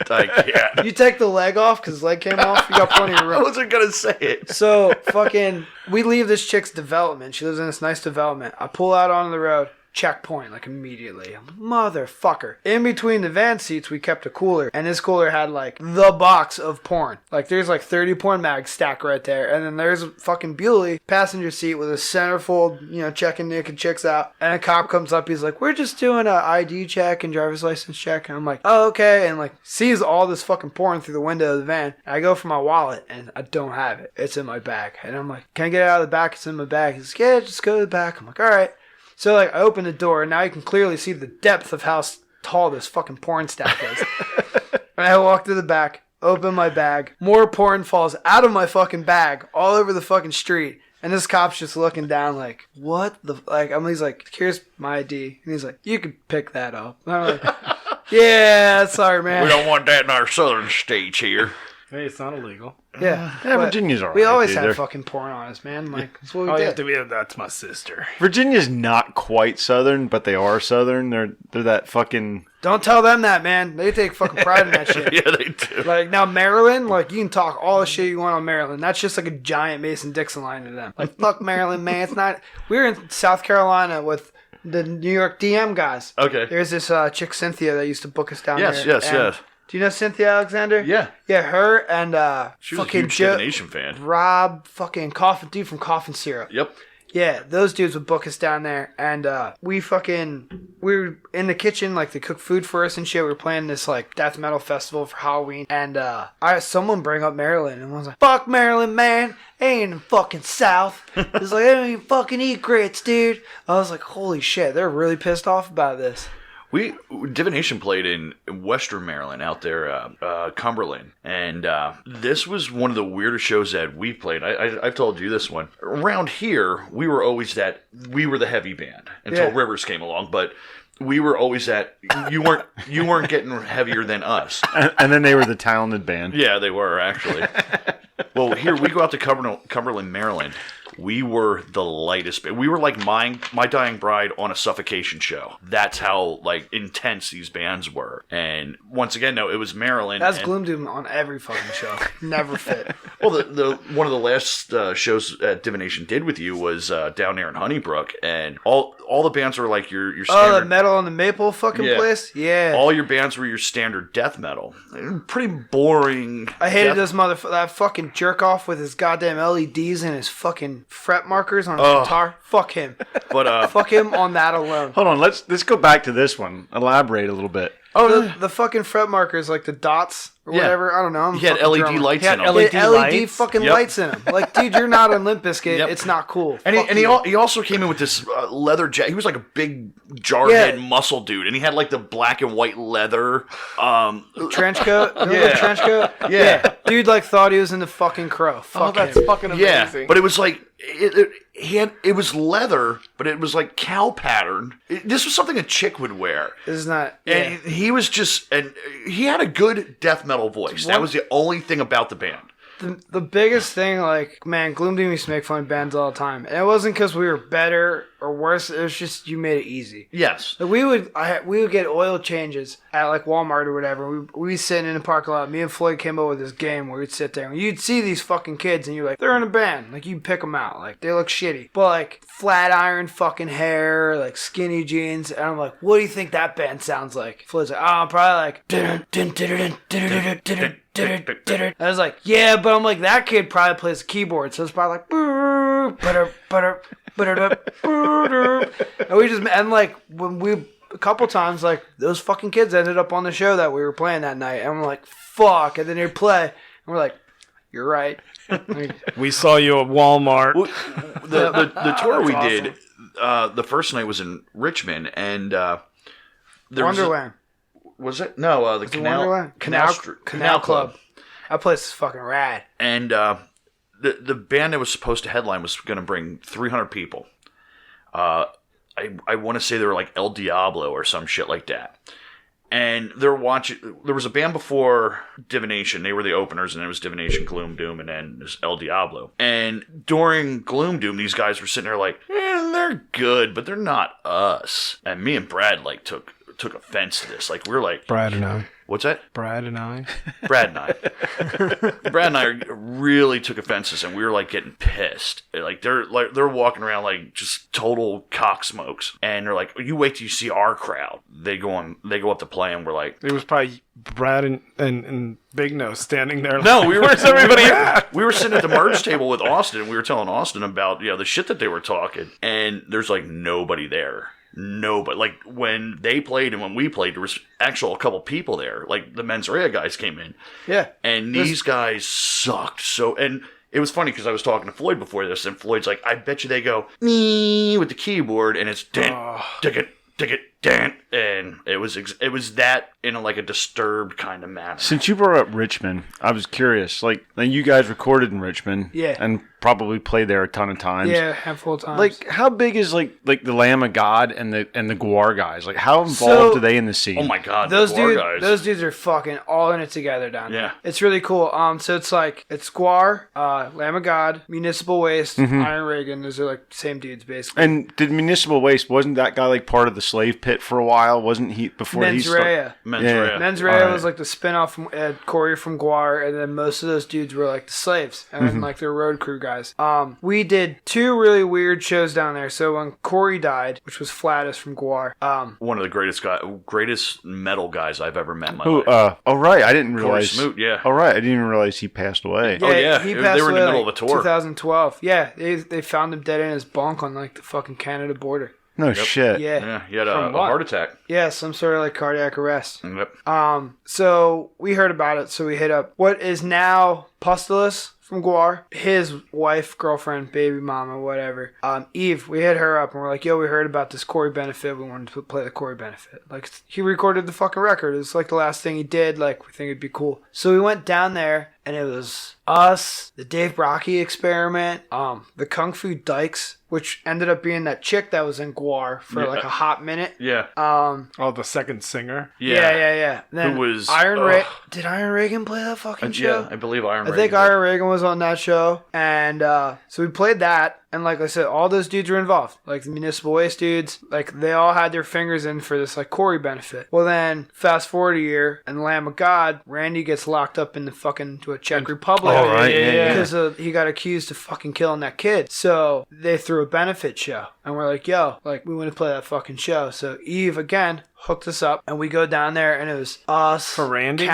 for Randy Blythe. It was us, and then they ended up releasing him like the week of, so it turned into his Welcome Home show, and like it was fucking. It was so funny because I'm not sure if this was when they did the Corey show. Dave Brocky was like, everyone buys these raffle tickets. He's like, I have something I've been working on for fucking 5 years. Buy raffle tickets. I'm gonna fucking present it tonight. And he just come up between bands. He's like, yeah, there's raffle tickets. Fucking dude. He's like, all right, I'm gonna give you what I've been working on for 5 years. And then fucking chick comes up with a raffle ticket. Dave Brocky shaves his fucking head and just gives her his hair.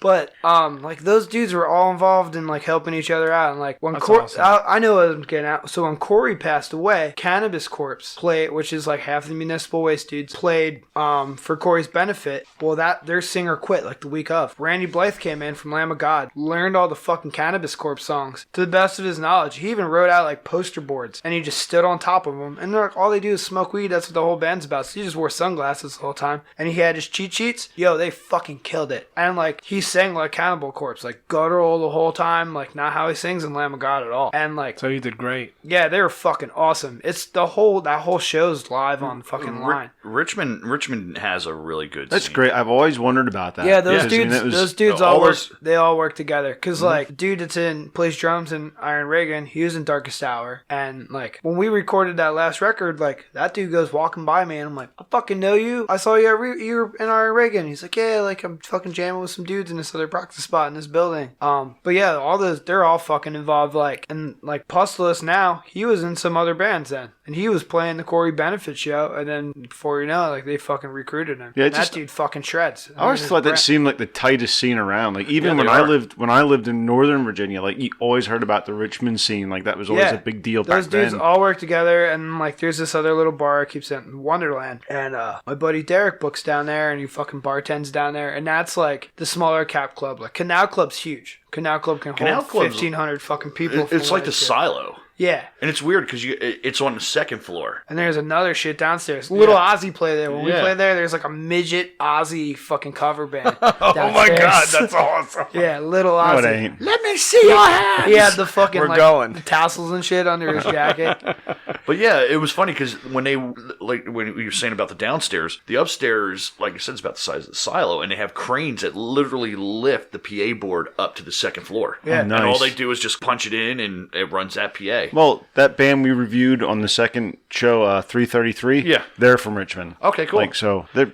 I'll send you the link if you want to check them Yeah, out. They're really good. Richmond's, and this is going back even before Stoyer and myself. That scene down there is just always been. There's California, there's the Frisco, the Bay Area, and there's New York, and there's Tampa. Richmond was always just in there. They always seemed like the better scene. Like when did I live down there? What 90, Mid-90s. 94, 95? Something like that. Like that whole Guar thing was like the big thing down there. That was Yeah. what you always heard about was Guar. It Guar was- is still fucking awesome.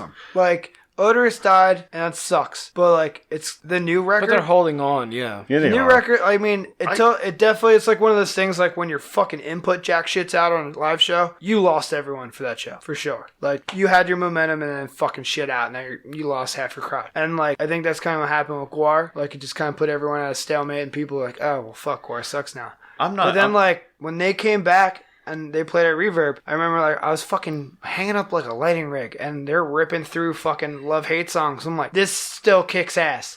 I see. But that's the formula, though. If you honestly get like a replacement that, like, you don't have to copy the guy that or the person who Yeah, left. and I feel like you just have to like bring more energy to it. Yeah. It'll work. I see. I'm still not Sepultura over doesn't it work. yet because No, it does not. Like Sepultura, yeah. Yeah, You know, after '96. yeah. Max left. They fucking tried. shit. Yeah.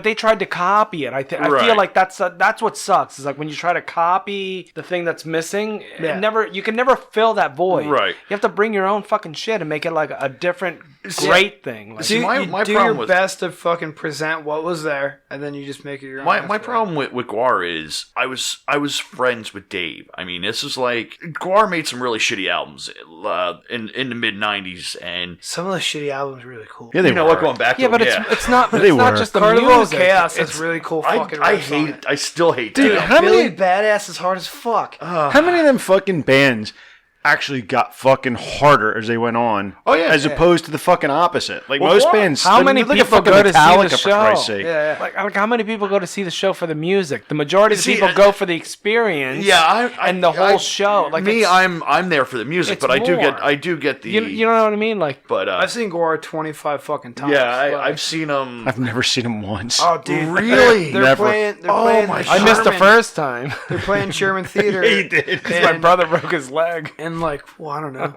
A couple weeks, isn't They're it? they're Yeah, it's playing like in, November, I think. Yeah. Yeah. they're playing in the new Electric Factory in December. I'd rather go see him at the Sherman. Oh, okay. That's a cool fucking venue. Like his Wands, like the movie Wand did makeup for, like premiered there. No, Okay. that fucking that place It's is a old. cool fucking- It looks like the Ritz. Yeah, they said it's an old like theater. the Ritz. You know how the Ritz has the Well, that's yeah, old. that setup and that it's like the opera house. Yeah, friends of where mine you just go. went to see Armored Saint there, and they said it was amazing. Like Yeah, the dude, it's a sound cool as was- shit fucking venue. But- we saw Corey Feldman there, yeah.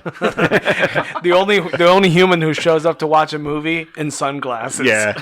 I'm like, what the fuck? And then runs out as quick as he can. Oh Jesus! But I want to, before we like get off track for a little bit, I want to touch in like your new stuff right now, like bring it to the present. So Sluggernaut? now you're in Sluggernaut. You guys are doing your thing, and you have an album coming out. Yeah, comes out Friday. As long as the fucking shit shows up on Wednesday. Which this Friday. Yeah, 20th. So- 20th is the first show that What's the date of this Friday? The 19th. 19th. So October 19th, the new album comes out. Because we want to play some stuff from the new album, right? Yeah. That's what we got. Yeah, it's totally cool. And- yeah, fucking, it's 11 minutes, it's 5 songs. I don't really believe in putting full lengths out anymore. I feel like by the time you record and write a whole fucking full length as a musician, you're probably over half those songs. Unless you're really pissing through them. If you can write really quick, but like Gloom Doom, to write 12 songs, that's a good year. And like, we were fucking playing that shit probably 2 years ago. Like some of those songs. So like by the time the record comes out, I'm like, I don't want to fucking play a song anymore. When like I can do an EP, 5 songs, fucking write it in 3 months, record it in a month, put it the fuck out for half the price of what I was gonna pay at least, and then it's more viable and you stay more current.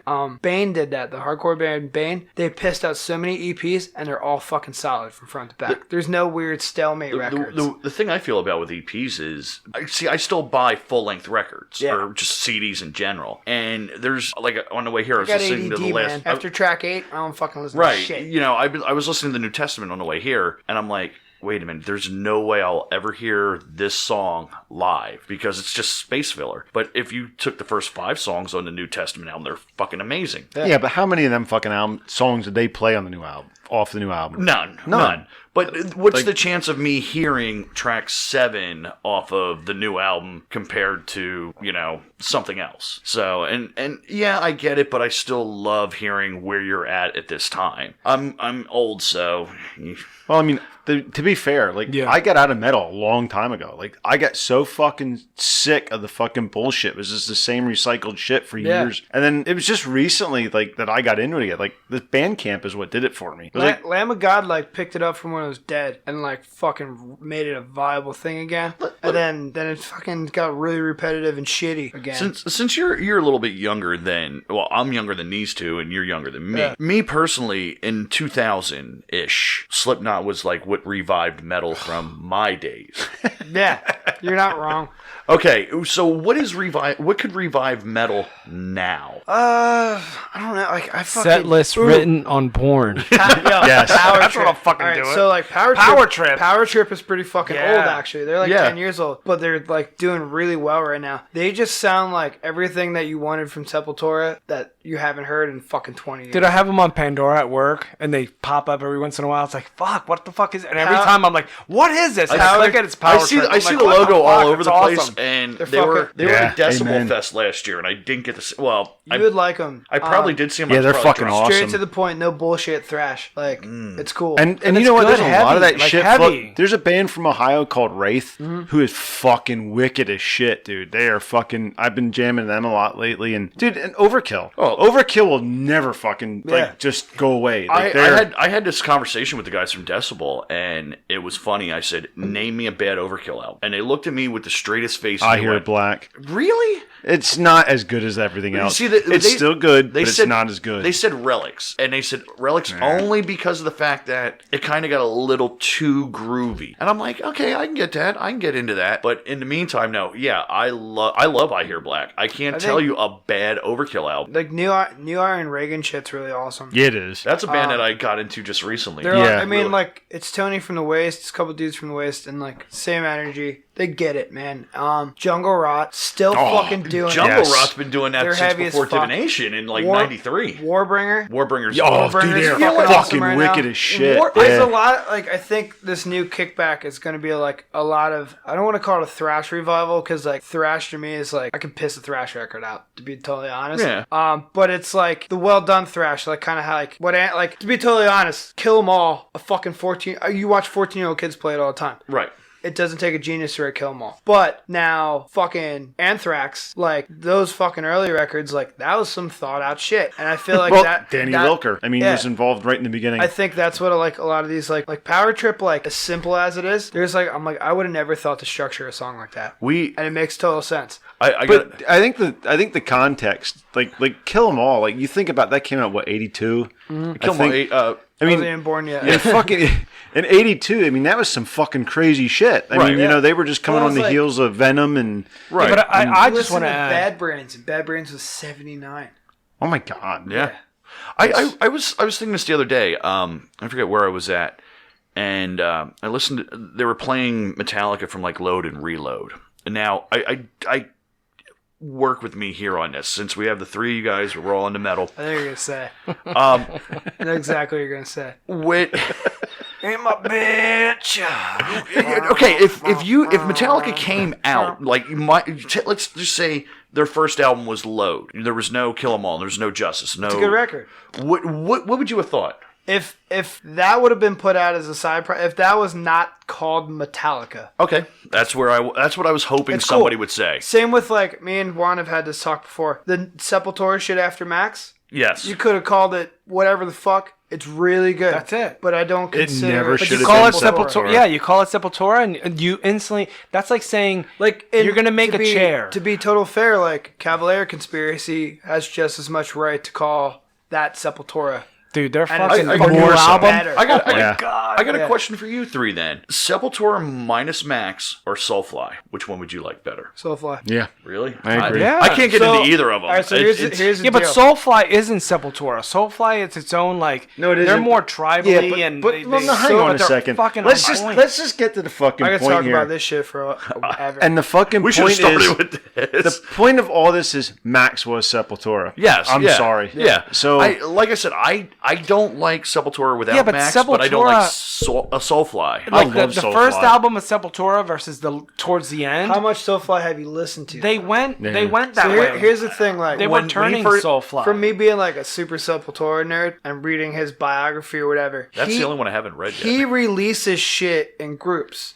So like there's like the 90s new metal Philly shit, and that was like 3 records. And then he had like a point where he claims he's like, I wanted to prove I could write fucking Sepultura records yet. And he did did he actually say that? Did he? Yeah, he says it in the book. It's like Omen, Dark Ages, and Conquer, I think, were 3 right in the middle. They're heavy as fuck, and they sound like Sepultura records. And then he moved on from that. Then he did like the newer shit, which was like Enslaved, I think was the one record, and I forget what the 2 newer ones are called, but they're fucking slower and like sludgy. And now they have the bass player from like Static X, I think, plays for him now. Yeah. Oh no shit. But like, yeah. Wow. Who's Fear Factory's bass player? Yeah. But that band is like, their whole thing is like, we're a fucking revolving door. But that's my musicians. thing. Like Sepultura, it's Max and Andreas, And Eagle. and then you have just a guitar player. yeah. And then you have Soulfly. It's like Max and fucking Mark Rizzo. Yep. Yeah. And dude, that combination I think is way better. Not that I don't like Andreas, but like fucking Mark Rizzo, He shreds.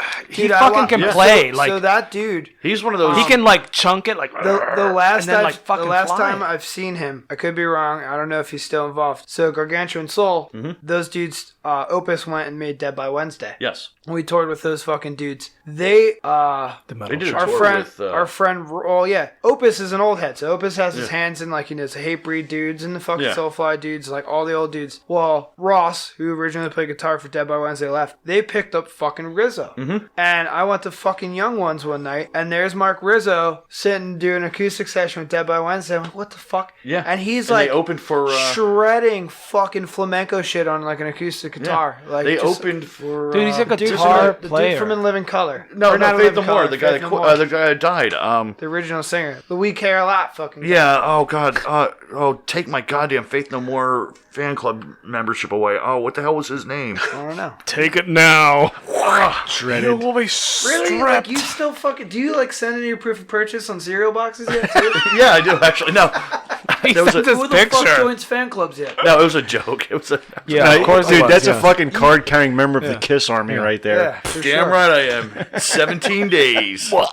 16 days. Sorry, yeah, it's Look, 16 days. look, I'm sorry. I watched Kiss Meets the Phantom in the Park on TV on ABC when it fucking premiered. So I got Here's one the- better here- for you. Here's the thing about Kiss. They have a lot of cool songs. In ratio to the amount of material they put out is not there. Like, it's like, I got lucky 10 times out of fucking 40. None of that matters. John will suck every dick. Every dick in that band. In the meantime, Friday night, me and the wife stayed home. And remember the Trick or Treat movie? Did she dress up like Gene Simmons for your birthday? No. Yeah. Oh my Birthday? It's like the weekend. But the Trick or Treat movie with Gene and Ozzy back in the 80s. Only you would know this. Well, there's a movie called and we watched this on Is Friday. it in your vault? No, it's not. But it's so bad. You could see like the boom mic fall down in the middle of it. That's not what makes it bad. It is no. Gene Simmons would No, probably. actually, he's got To a be very fair, small Kiss part. is on Scooby-Doo now, too. I have that too. It's cool. I look like Ninja Turtles. I can't give you that much shit. But I don't know. You guys got anything else to do? Yeah. What do you Oh my got? God, I yeah. want to talk about Reverb quick. Okay, let's talk about what's Reverb. coming up on Reverb. You know, we got Suffocation, November 17th. Cattle and Decapitation. yeah. Fuck Yes. Which is a fucking show that everybody has to go Cattle's to. like one of my favorite bands. Oh, Top and 5. who was taken off? Visceral Disgorge is now playing in place of somebody. I forget who was taken off the tour, but I just saw it the other day. Visceral Disgorge is now Not taking there. their place. No, Yeah. they're Oh, playing. they're I can only replacing. imagine what that fucking logo looks like with all those C's. Think of in a it. lot of twigs. Yeah. Yeah. Like, Yeah, like that, piss like in the that snow. meme that goes around Yeah. with the sticks. It's like, Yeah. what death metal band is this? All right. Killswitch Engage is coming up. Yes, When are they 27th coming of up? November, I Yeah, think. John, bring it up. I'm I'm sorry, Big Nose. I'm Bring trying. I'm trying. I got one. Use two, Use Nose his in the stage way. name, Christ. Yeah, do you have a fucking do you ever have a scene name? Big Yeah, nose. Big Nose. That's it. Yeah, like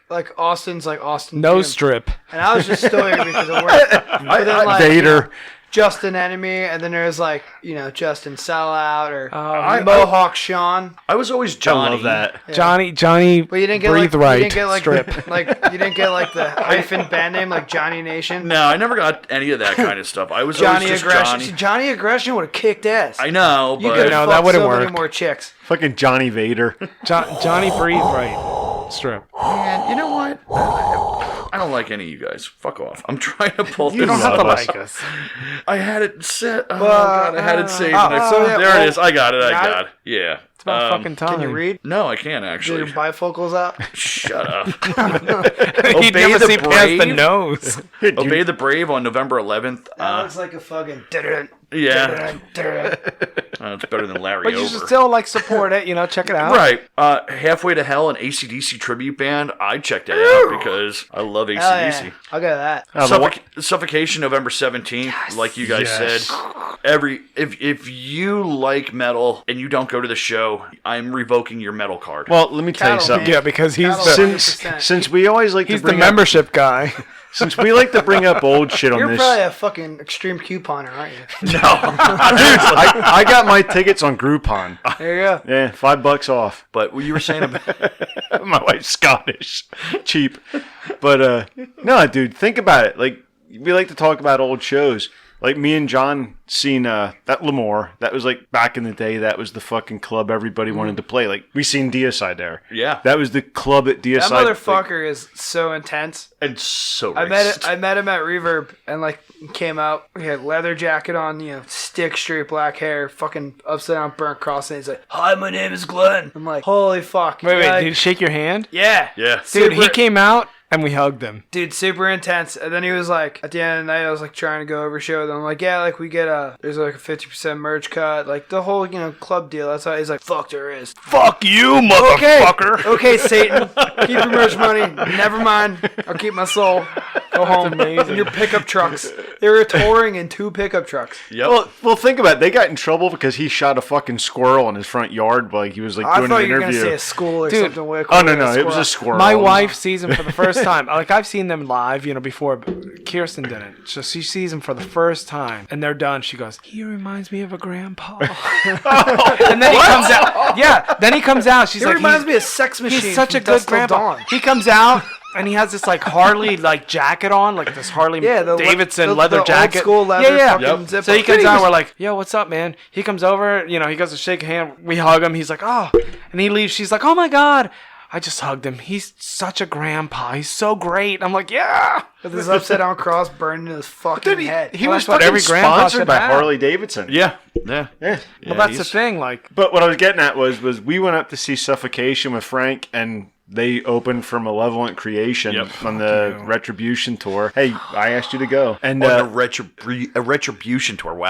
there was a little drunk. fucking hurricane coming up the East Coast, so all the tunnels, like the Holland Tunnel, Lincoln, all that shit was flooded out in New York. So we get there, and there was fucking 15 people in the club, and they fucking both played. We sat on the fucking Retribution stage. tour.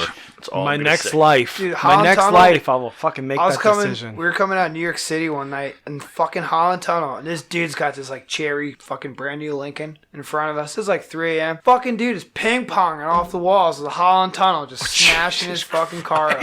And I'm like, what the fuck? And meanwhile, like Austin's in the back of the van, and he climbs up front over Jeff. Puts the fucking window down and is just puking out the fucking window all over the side of the van in the Holland Tunnel. Dude's crashing his fucking car all over the tunnel. I'm just driving. I'm like, well, that's fucking another night in the office. That's awesome, dude. Yeah, they always fucking did that shit. It was always weird. New York's always fucked weird. Dude, New York's fun, always- though. As fucked up Yo, as it Remember is. the show that we went to with Dave Hoffman? Yeah, that was And the then- fucking campaign for musical And destruction. on the way back, we were like cruising through New York still, and there was like all these prostitutes that were out, and Dave was like, "Oh, I mean, I'm talking like women in like lingerie on the fucking street, dude. I've never seen it like I that." remember going to DC for the first time when I was like 15 and seeing like hookers. Like, whoa. Dude, a buddy of Check out mine. that chick's fucking butthole. Like, it was awesome. They're like out and about, like, "What's up, Do son?" you remember Brian? Yeah. From From Virginia. Yeah, this dude I knew from. They used to go into the 930 Club all the time to see shows in Virginia. And one night they decided they were gonna fuck with hookers. So they pull up this hooker and I'm like, well, "Hey, how much?" And she's like, "I don't know, baby. How? $5." What do you I'll got, give you a baby? blowjob. $5. So they were like, dude, we're just Back in fucking the with you. 90s. The hooker leans in the window with a fucking switchblade, sticks it in this fucking dude's sack, and says, if you don't fucking give me $5, I'm going to cut your dick off. So they take off. That goes 10 back bucks to, like, later. the homeless thing. Like, you either give them $20 or you get your shit stolen. Like, you just give them $20. Well, needless to say, they took off down the Give road your with the $5, hooker. get your dick sucked, or get your $5, get your dick cut off. Well, the dude got his fucking balls cut open because they took off down the road. She's hanging in the window and she cuts the dude's fucking sack. Whoa. What about Did he punch her? Oh, no, he was too busy screaming like a fucking bitch. What about just bringing it from hookers to Sluggernaut? What about what about your shows? Do you have anything coming up? So album comes out Friday, and then we're playing in Front Row, Virginia. So what we did was we did a split CD with the dudes that used to be in Kill the Car. They're now in Pantero Smith. What are they called? What? That's fucking awesome. Pantero Smith. Dude, it's like a mashup logo and everything. Like the Pantera P and the old Aerosmith A wing logo. I love it. Pretty cool. Is they like combined Pantera and Aerosmith? It's like, no, Walk like a They lady. just stole their fucking name. nice. But yeah, we did a split with those dudes. That's on the same record that's coming out Friday. We did it like those old kids books where it's like a day with mommy, and then you flip it upside down, and it's a day with daddy. So that's how the fucking CD works out. That's awesome. But we're doing their release show for it on Saturday in Front Row, Virginia, at a fucking house. And these motherfuckers party like there's backyard wrestling set up, like there's gonna be matches and people getting thrown through fucking tables and hit with shit and guitar shots. Like Midget. yeah, maybe midgets. Do we need to go to Virginia this weekend? You can. And then there's that. And then I can't. Thanksgiving Eve. Fuck. I think this is 8th annual fucking. I call it the Gloominous Doom Presents because we always still got our fingers in it. Homer's Bar and Grill in Fleetwood. We usually do a big fucking banger. Gloom Doom? Gloom Doom always put it on. Right now it's fucking Sluggernaut and American Speedway so far. Oh, nice. I got room for one more Is band. Gloom Doom playing anything since you guys are kind of like So last a night. secret show? Yeah, last night was the first time we all played, the 5 of us, in like 5 years since Floyd left. Because Austin got married. And it was really funny because his wife was like, can you guys play our wedding? And we're like, nah, fuck that. Fuck them. He's an asshole. Fuck this shit. We're not doing it. And then Austin pulled me aside like a couple weeks later. He's like, yo, you guys play? And I'm like, if Floyd plays, I'll play. Like, that would be cool. And then, like, it came back. It was like riding a bicycle with no seat. But, like, it was cool because, like, we played for our friends. We played for Except people. for Floyd, because I think when I tattooed him, he was like, dude, it's a little rough. Yeah, well, that mother, like, he hasn't fucking played that style since he fucking wrote it, you know? But, it was cool because we played for people that are involved. Like, I'm, like, jamming last night. I'm like, that dude recorded a video. They were in that video. studio. Like, that fucking dude was there when we did this. There's the fucking dude that dug the grave up. Like, so it was He like, went to the wedding? Yeah. They were awesome. Yeah. So, I'm mad at myself because I didn't go. I was so like, mad. it was pretty cool, like, intimate idea. So, I don't know if we're going to play shows for sure, but I think we'll consider offers if they're fucking cool. Like, in Front Royal, we used to play this place called the Turkey Barn. Dude had a fucking livestock of turkeys, and once he fucking sold them off to wherever they go get made into lunch meat or whatever the fuck, he'd clean this fucking place out. A giant fucking barn, hundreds of feet long, and we'd set up a show in there, and it'd be like 6 bands, 3 backyard wrestling matches, gloom doom, and then fucking a DJ. And they'd put like 300 to 500 people in this fucking turkey barn with dry fucking turkey shit dust, totally off the radar. Like, you're driving back low water bridges and dirt roads for fucking miles. Asthma fest. And then there's just like 500 fucking people raging. Beer pong tables set up everywhere. There's a fucking buried alive match. You fucking put dude in dirt and fucking shit. Like, dude, and again, if people don't know, fucking Front Royal is awesome. Like, yeah, I loved Front Royal when I lived out there. So yeah, that's what we're playing this weekend. But yeah, I don't know. I mean, if there's cool shit, Gloom Doom might play it. I got a show offer for you. What? A show offer for you. I don't want to do Chatterbait. Not my basement. Chatterbait. Yes. Chatterbait. What if I put a band together? A certain band. Would Gloom Doom come out of retirement for that? Maybe. All right. We'll talk. Ask them. We'll talk off the recording here. Yeah, we consider the Turkey Barn because that fucking place was always a party. Like, and like, it was just as much as like the Killer Car Dudes did it. That was we'll bring metal beer and bullshit with too. Well, we're talking about doing a metal beer and bullshit like show. So like, I have bands that we reviewed that are like from Richmond. That's another fucking place. We talked about you guys fucking doing shit up there. The fucking Coal Mine Tap Room. Yes. Oh, nice. January. I didn't get to tell you. I just talked to them. So we're trying to do a trivia night. Thanksgiving Eve is our release show in Berks County. And then so that's what's happening here. January 5th is our release show in Schuylkill County. And they got the chick that's running it now. Like, she's super cool. She's like, Samantha. Yeah, Sam. Yeah. So, Sam's I love Sam. I would love to. I love Sam. Oh, well. I hope your wife don't listen. Yeah, Leanne, my wife's turn it cool off. with this. Turn it off. My wife's cool. She has a good hand. Sam is my. Oh, she's such a sweetheart. But yeah, all that shit's happening. I'm like making new fucking merch. Trying to offend people. Do you do all the merch? I print all the Sluggernaut shit. That's fucking great. That's such a Glenn Danzig move. Wait. Just to segue right into that. You own a printing company. I own Appalachian Mountain Printing. Which, if anybody needs any printing needs, look them up. You guys got a Facebook. Do you have a Facebook page? Facebook, Instagram. Well, I'll make sure that gets up on our Facebook page. I started printing because I couldn't afford fucking shirts when we were in 621. So then I started taught myself, and then I got jobs at different print shops and just learned more and more, and then made my own. And then just went out on your own. Yeah. So I own my own. And who are you with? Like who helps you? My fucking partner's Justin. Justin, he was in Submarine Screen Door, and he was in Reservoir. And then, that's another band I played drums for, Reservoir. We did a tour. I did that, too. But, which is great printing. They do Death Threads stuff, and they do everybody else's stuff. It's not like our own stuff. Yeah, I did They do all kinds of good Warehouse shit. Gym shit. I do Old Tigers, fucking punk band from York. So for local people, Yeah, like local bands, always hooking up local bands. I mean, I started because we were in bands and make it cheaper, make it more efficient for fucking bands. I love that. That is just like I said, that's such a Glenn Danzig move. Like he would print all their posters and all their shirts. Yep. And we're working on Macabre does that because the fucking record's coming great. out. I got one in the works is coming out. Hopefully I can print it this week. It's the Domino's fucking logo, but it's the Sluggernaut riffs instead of Domino's pizza. Riffs in 30 minutes or less. Oh, that's fucking awesome. And then we're making another one with fucking Andrew Dice Clay on it. Just gonna say shit talking motherfucker on the back. But you do shirts, hats, beer koozies, posters. Yeah, I can do posters too, flat socks. We're doing those for the Chameleon Club. Which is awesome. So, whatever you need, just hit them up and they'll help you out. Like I said, you will see the link on the Facebook page. We kind of got off topic of the Reverb schedule coming up. I love pushing them. So I think I left off at Halfway to Hell. Suffocation, like I said, everybody better be there. November 17th. Frank Mullen's last show. I mean, ever.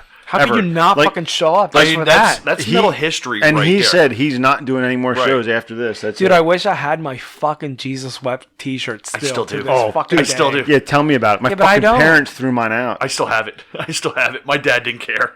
I wish I had it. Kill Switch Engage, November 27th. What size is it, John? An extra large. 4X, the fucking 10. You weren't a fucking extra large back then. Yeah, it was. No, you were Yeah, not. I was. You were a fucking little thing. You Yeah, but I was still were wearing not. XLs. Yeah, I was still wearing XLs. Dude, you were wearing XLs in second Wait, grade. it's cotton, right? I'm like, Yeah, it is. I'll take it. You want to give that to me? It's the only thing that I fucking have. That's pretty much on the metal front for Relapse. You little dick.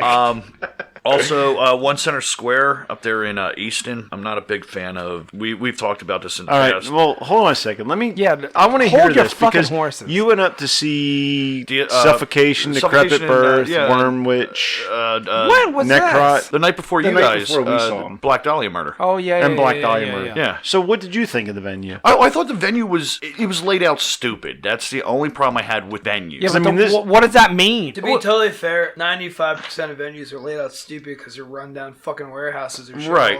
Yeah, but we only know Is really. that- We only know Reverb really. Like You so walk in. compared You to walk Reverb, in the like, side. It's on a corner property, and you walk in. There's like a little vestibule, and then you walk in this other door, and then like right here is the stage. Like, nobody can see your hands. yeah, What is a vestibule? a little room before you go into. Isn't that a foyer? Yeah, the Foyer. foyer. You'll do the same thing. You're like, oh, let me take my shoes off here. When you walk in the door, you walk right up beside of the stage. I feel like I always thought a vestibule is like something in a. It's the same thing. It's just like the little waiting area. It's like where you pray. Where you buy merch? Right. And well, that would be the perfect spot for merch. But no. Let me finish the tour of this place. Like I said, you walk in the door, and to your right is the stage. Literally, you can put your elbow on the fucking stage. As you walk in. Right, but it's barricaded off. So you can't put your elbow Right. on it. Then there's So like, why the fuck even bring that up? Yeah, what the fuck off. is the elbow? there's a nice little like dance floor area, whatever you want to call it. And then there's like it goes up a couple steps, and that's where like the soundboard is. And I'm talking, this is really fucking tiny, but they can fit 500 people in this. Is there a balcony in there as well? Well, yeah.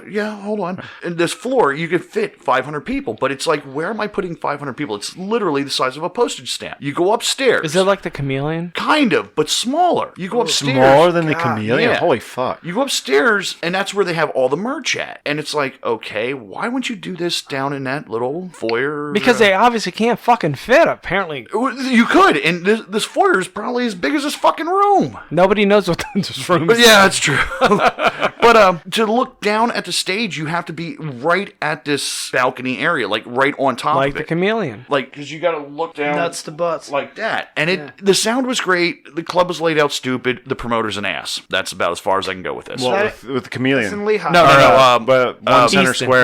Yeah, Easton. Lehigh. That's what happens. Yeah. Yeah. Yeah, everyone knows Tom Taylor. No. We. So what what ends up happening, like, you know, at that point? Like, you end up going to the show, you see this venue, and you're like, oh, yeah, this is great, but it's laid out crazy. And then, do you continue to go to this place to see I haven't shows? been to that place in a year. All right. Yeah. It's like But- it's one of those like. But they do have some good shows coming They up. do bring in half-decent Well, right. bands Like, that you you- can't see anywhere else. Right. You said like the thing like reverb. The reason reverb is cool, like in my opinion, and not because I had like I help. We love create it. Reverb, Me too. just so you know. It was when it was started, like originally managed like with Frank and Chris, and then like everyone in there was a musician. Yeah, we it all came from knew musicians what fucking sucked and like what we didn't want other people to deal with. You know, like for example, who the fuck likes loading upstairs at the Trocadero? Oh my god, that's Suck my balls. Like fuck that. Like get Who an the fuck elevator, wants you to drive cheap to fucks. Philly though? Like that's my thing. Like as a I person did who it goes to yesterday for shows, a fucking hockey game, and it took me 3 hours to get there. like my thing is like I don't want to drive to Philly. On the way down, you're excited. Yeah, it's like we're going to a fucking show. But Yeah, and on the way up, back, you're fucking like, what drunk. the fuck, dude? So 2 shows in Philly, you're like, I don't want to do Philly shows anymore. Yeah. So Reverb just like fills that gap. That's Yeah. like you don't have to drive far if you live in this area. Yeah, but you know the thing with Reverb is like fucking nobody comes here to see it. So I'm I alright think with that. it's We went to see Marduk. How many people were there for fucking Marduk? You're not going to get the chance to go see a fucking major fucking black metal band. There's like 20 people. You put that show in Baltimore, and that show's fucking packed. Oh yeah, absolutely. So Reverb's like I think Reverb has finally solidified itself after. I mean, it's been 7 years now. has it been 7? Yeah. Croc Rock is finally fucking torn down. It's dust. Yeah, totally dust. It's not even a fucking thought to anyone anymore. But it's And, also like, hard to get Reverb like information out there. Like it's hard to find it. Like they don't really advertise as much as they could to get people to know. Like we tattoo, so I tattoo. I get it on the. I see it a lot on the Wimpygram.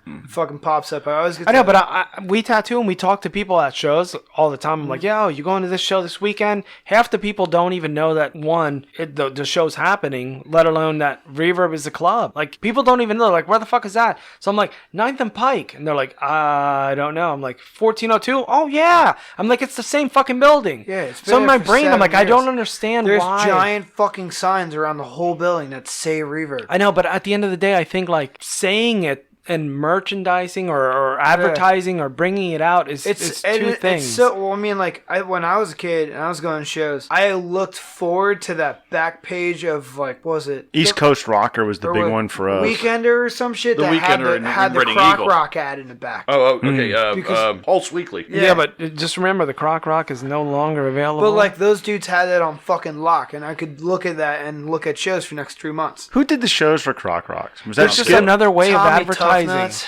Yeah, Tommy Taylor. The same guy does One Center Square. Because there was a dude that did shows up and Allentown, Skip Horn. Yep. And He did a couple at Croc. Yeah, and Skip.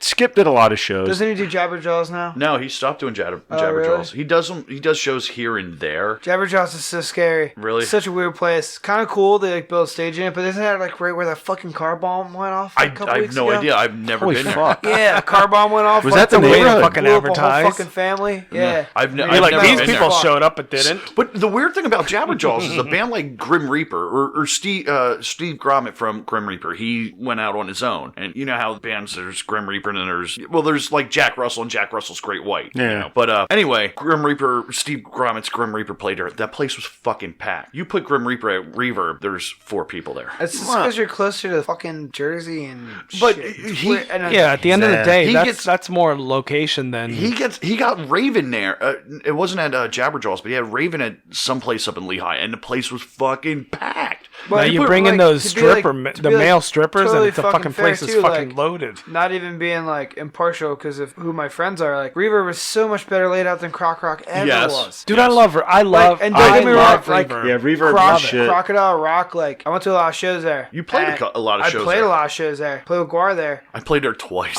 But that place could have been set up so much better. Like they worried too much about painting fucking palm trees on the wall. Yeah. Then like where the merch was could have been like the whole loading area for the fucking band. Move the band stage from fucking 5 foot, and then boom, you're done. Load the kids in through that weird fucking sex cave side door thing. Load all the adults in through the fucking bar.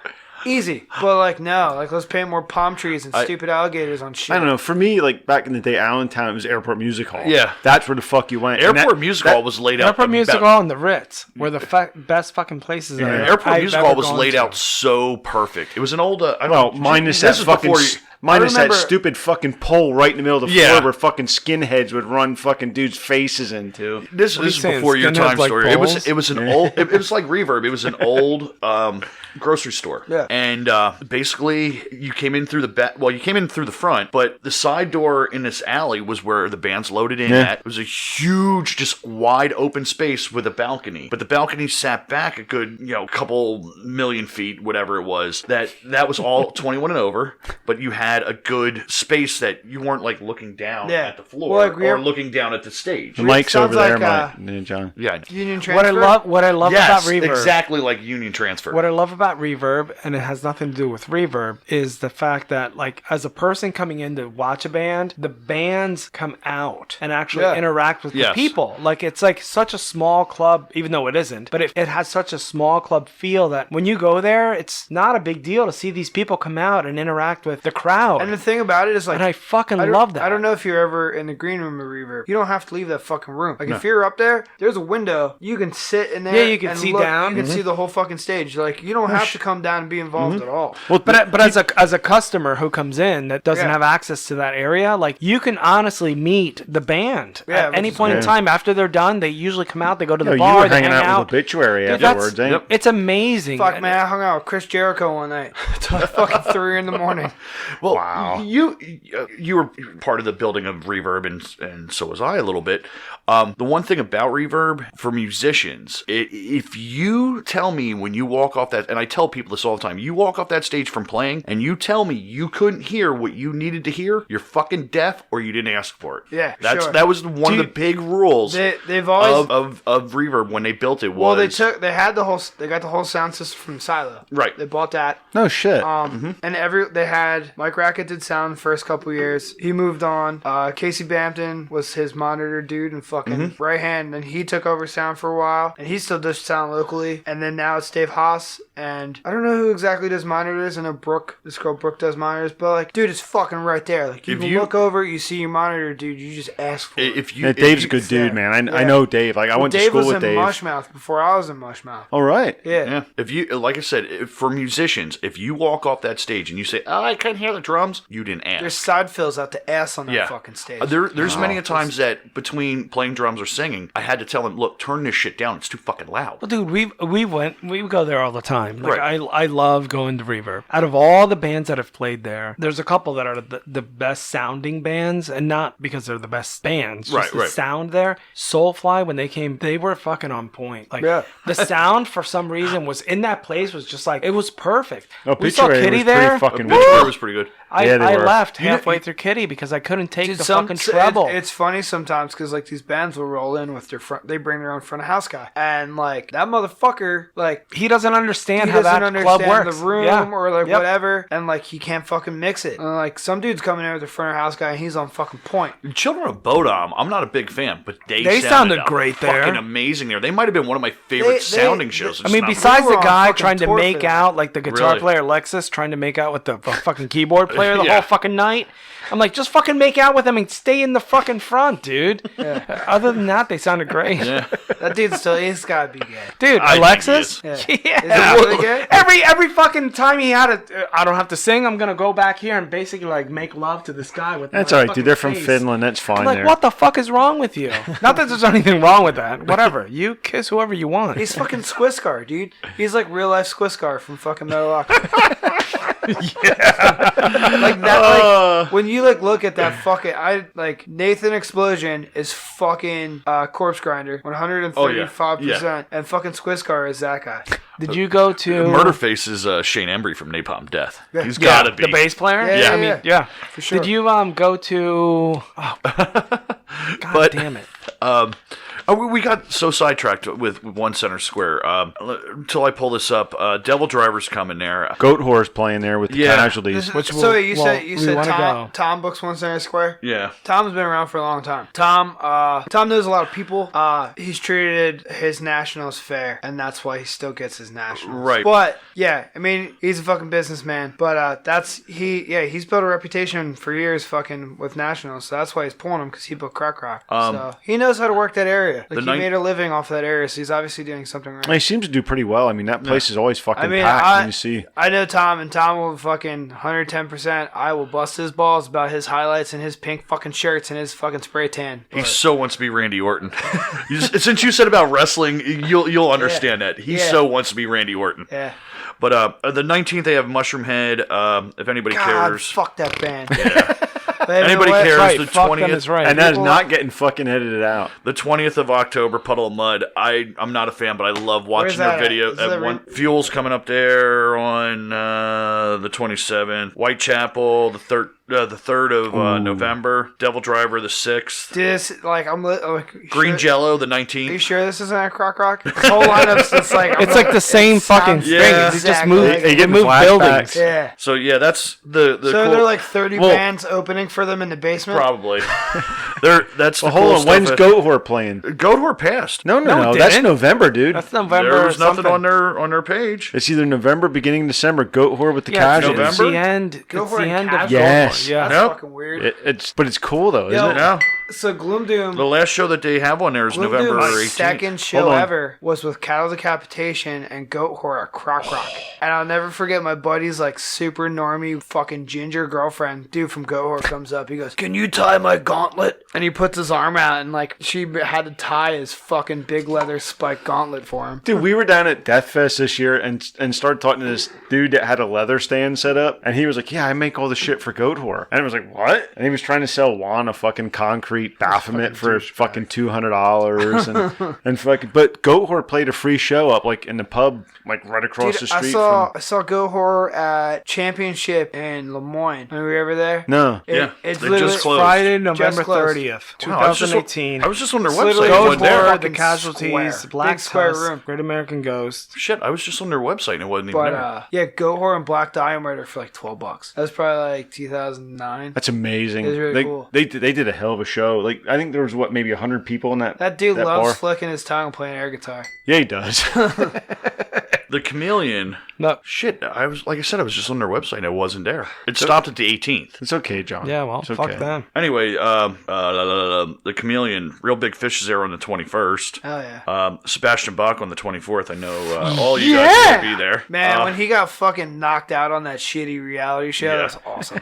November 5th, Cannibal Corpse. Devil Driver on the 7th. I don't know. I kind of want to go to the show. You guys are all going to punch me. The Chris Robinson Brotherhood. I like the Black Crowes. I do too, so I can't.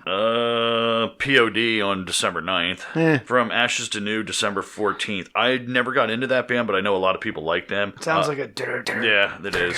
Jimmy's Chicken Shack on December 22nd. Can't believe that fucking band still plays. But you know what's really funny? Because they're from that area, that place will be so goddamn packed, it will not even be fun. I seen them at the Chili Fest in DC one I year, saw- and that fucking place was packed. I saw them. They played Reverb. But I saw them at Blue Marsh Ski Slope. Oh, Jesus. Yeah, they were the X 10570X used to do like winter snow blasts. Yeah. And I think Jimmy's Chicken Shack headlined the one year, and then Clutch headlined the year before. Oh, Jesus. At And I was Blue like, Marsh. Yeah, I was Yeah. like 15, Holy shit. and that got me on my fucking Clutch thing. And Clutch is one of my favorite bands. Oh, I love Clutch. but I Can't saw them in stand the 'em. fucking snow. I tried so many times. You I like don't Kiss, Yeah, like avidly like Kiss. That's right. But I saw Clutch open for Ripping Corpse. Well, and Brutal to, Truth. to you be did to not. be Yes, like with you. to be truthful, did he not. loves Gene No, Simmons' that was at Studio tongue. One. You Yeah. did you I go to wasn't Cl- there. You didn't go to Clutch- Studio One. Clutch That was has put Joe. out more songs that are better than Kiss songs. Oh, you But get the out of dudes in here. Clutch, Get out I of here. think are all big Kiss fans too. If Yeah, I'm I'm not sure they mistaken. are. Yeah, they are. But again- In the meantime, you know what I will So give is John's Clutch? butthole. I will give Clutch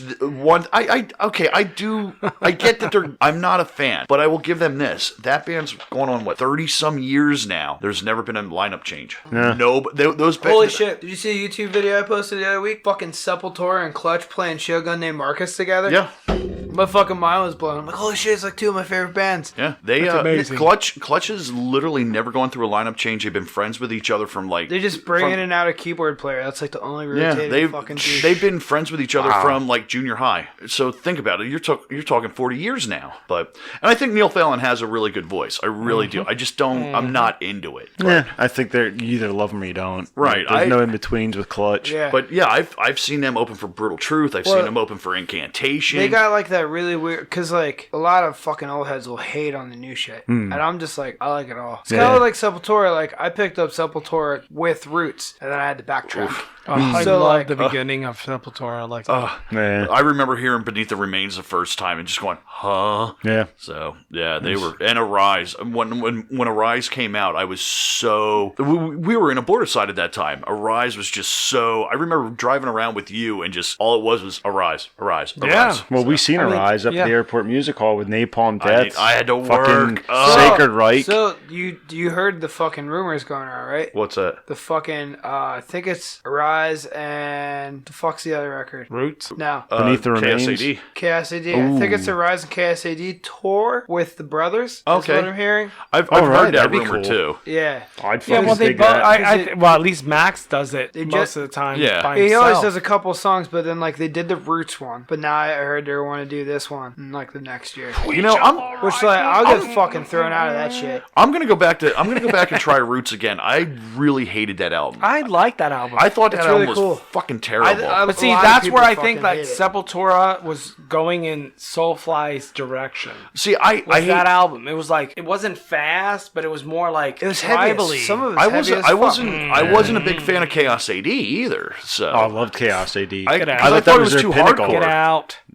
Go to the bathroom. I thought it was too hardcore. Go so. fucking dye your beard. Well, what about? Do you like Chromax? Did you ever listen to Alpha and Omega by Yes, Chromax? that is a great album. It's like a super metal record. Yeah. It's Seen them at fucking Unisound badass. Club. Ancient Dreams. Yeah, for sure. I with almost them. got my ass Yeah. killed at that show. I played with them with Sluggernaut. The good old Unisound. Oh, wow. It always makes it into the podcast. Did you? I don't know if anybody Unisound. noticed. I posted a picture of what Unisound looks like today. I saw about that. 2 It's a weeks ago. tire place, isn't it? Yeah, it's like a tire used car yeah, place. Yeah, yeah. I don't know what you guys got left. That's it. On my Nothing. end. You got anything else I mean, to add unless to you your got store? something to add to your I don't know. band days, things, anything going I on. know Sluggernaut C is coming out. And we're gonna listen to at the end of this podcast. Yeah, we're gonna, dude, if you don't mind, we're we're gonna gonna end end it up on a playing- fucking Sluggernaut song. Yeah, we're gonna, do it. well, we're gonna end up playing, a bunch. Did you of listen to the whole songs. thing? Yeah. Nah. Do you have a favorite song? But I got 5 songs. Do you have a favorite? Well, number 3, which I'll tell you, I don't know what the name of it is. I don't but either hold because on, it's I'll been tell so you long in a since I minute. did the CD layout. I'll tell you right now. Because the third one on my list that I got was Mastering the Art. Well, Mastering the Art. Sorry, it doesn't show me on here because Might as as soon well as I start click playing it. them. Fucking That's the Floyd. song my that you favorite. guys played. Last time you played it, and I went nuts because that. You riff like is fuck- Bastard Grave. Okay, that's the one with that. That's fucking one. riff That one's was, about digging up a dog skull, which I really happened That- to. Fucking. So Art of the Deal. Floyd buys and flips mini bikes and motorcycles or like all kinds of weird shit. And yeah, your fucking vibrator's gone. Holy off, fuck. bro. Fucking. Talk about me. So Here we go, John. Floyd was trying to sell like a fucking Yamaha 4-wheeler or some shit. You have to ask him about this if you have him on. And the dude was like, oh, well, did you do this and did you do that to it? And Floyd's like, listen, man, I'm just telling you what I did to it. Like, I put new brakes on it and I fucking did this, did that, give it an oil change. Scott Spark, it fucking runs. It is what it is. I know it's not the best 4-wheeler, but it's a fucking 4-wheeler. And the dude's like, listen, obviously you're just a fucking child. And I've been working on these before you could even fucking jerk off. And he started like coming at Floyd really hard. And Floyd was like, fuck you, you piece of shit. And like, yell, like they're texting back and forth. He's like, you want to sell this or not? Floyd's like, I ain't selling shit to you. Go buy your fucking kid a Segway. Wow.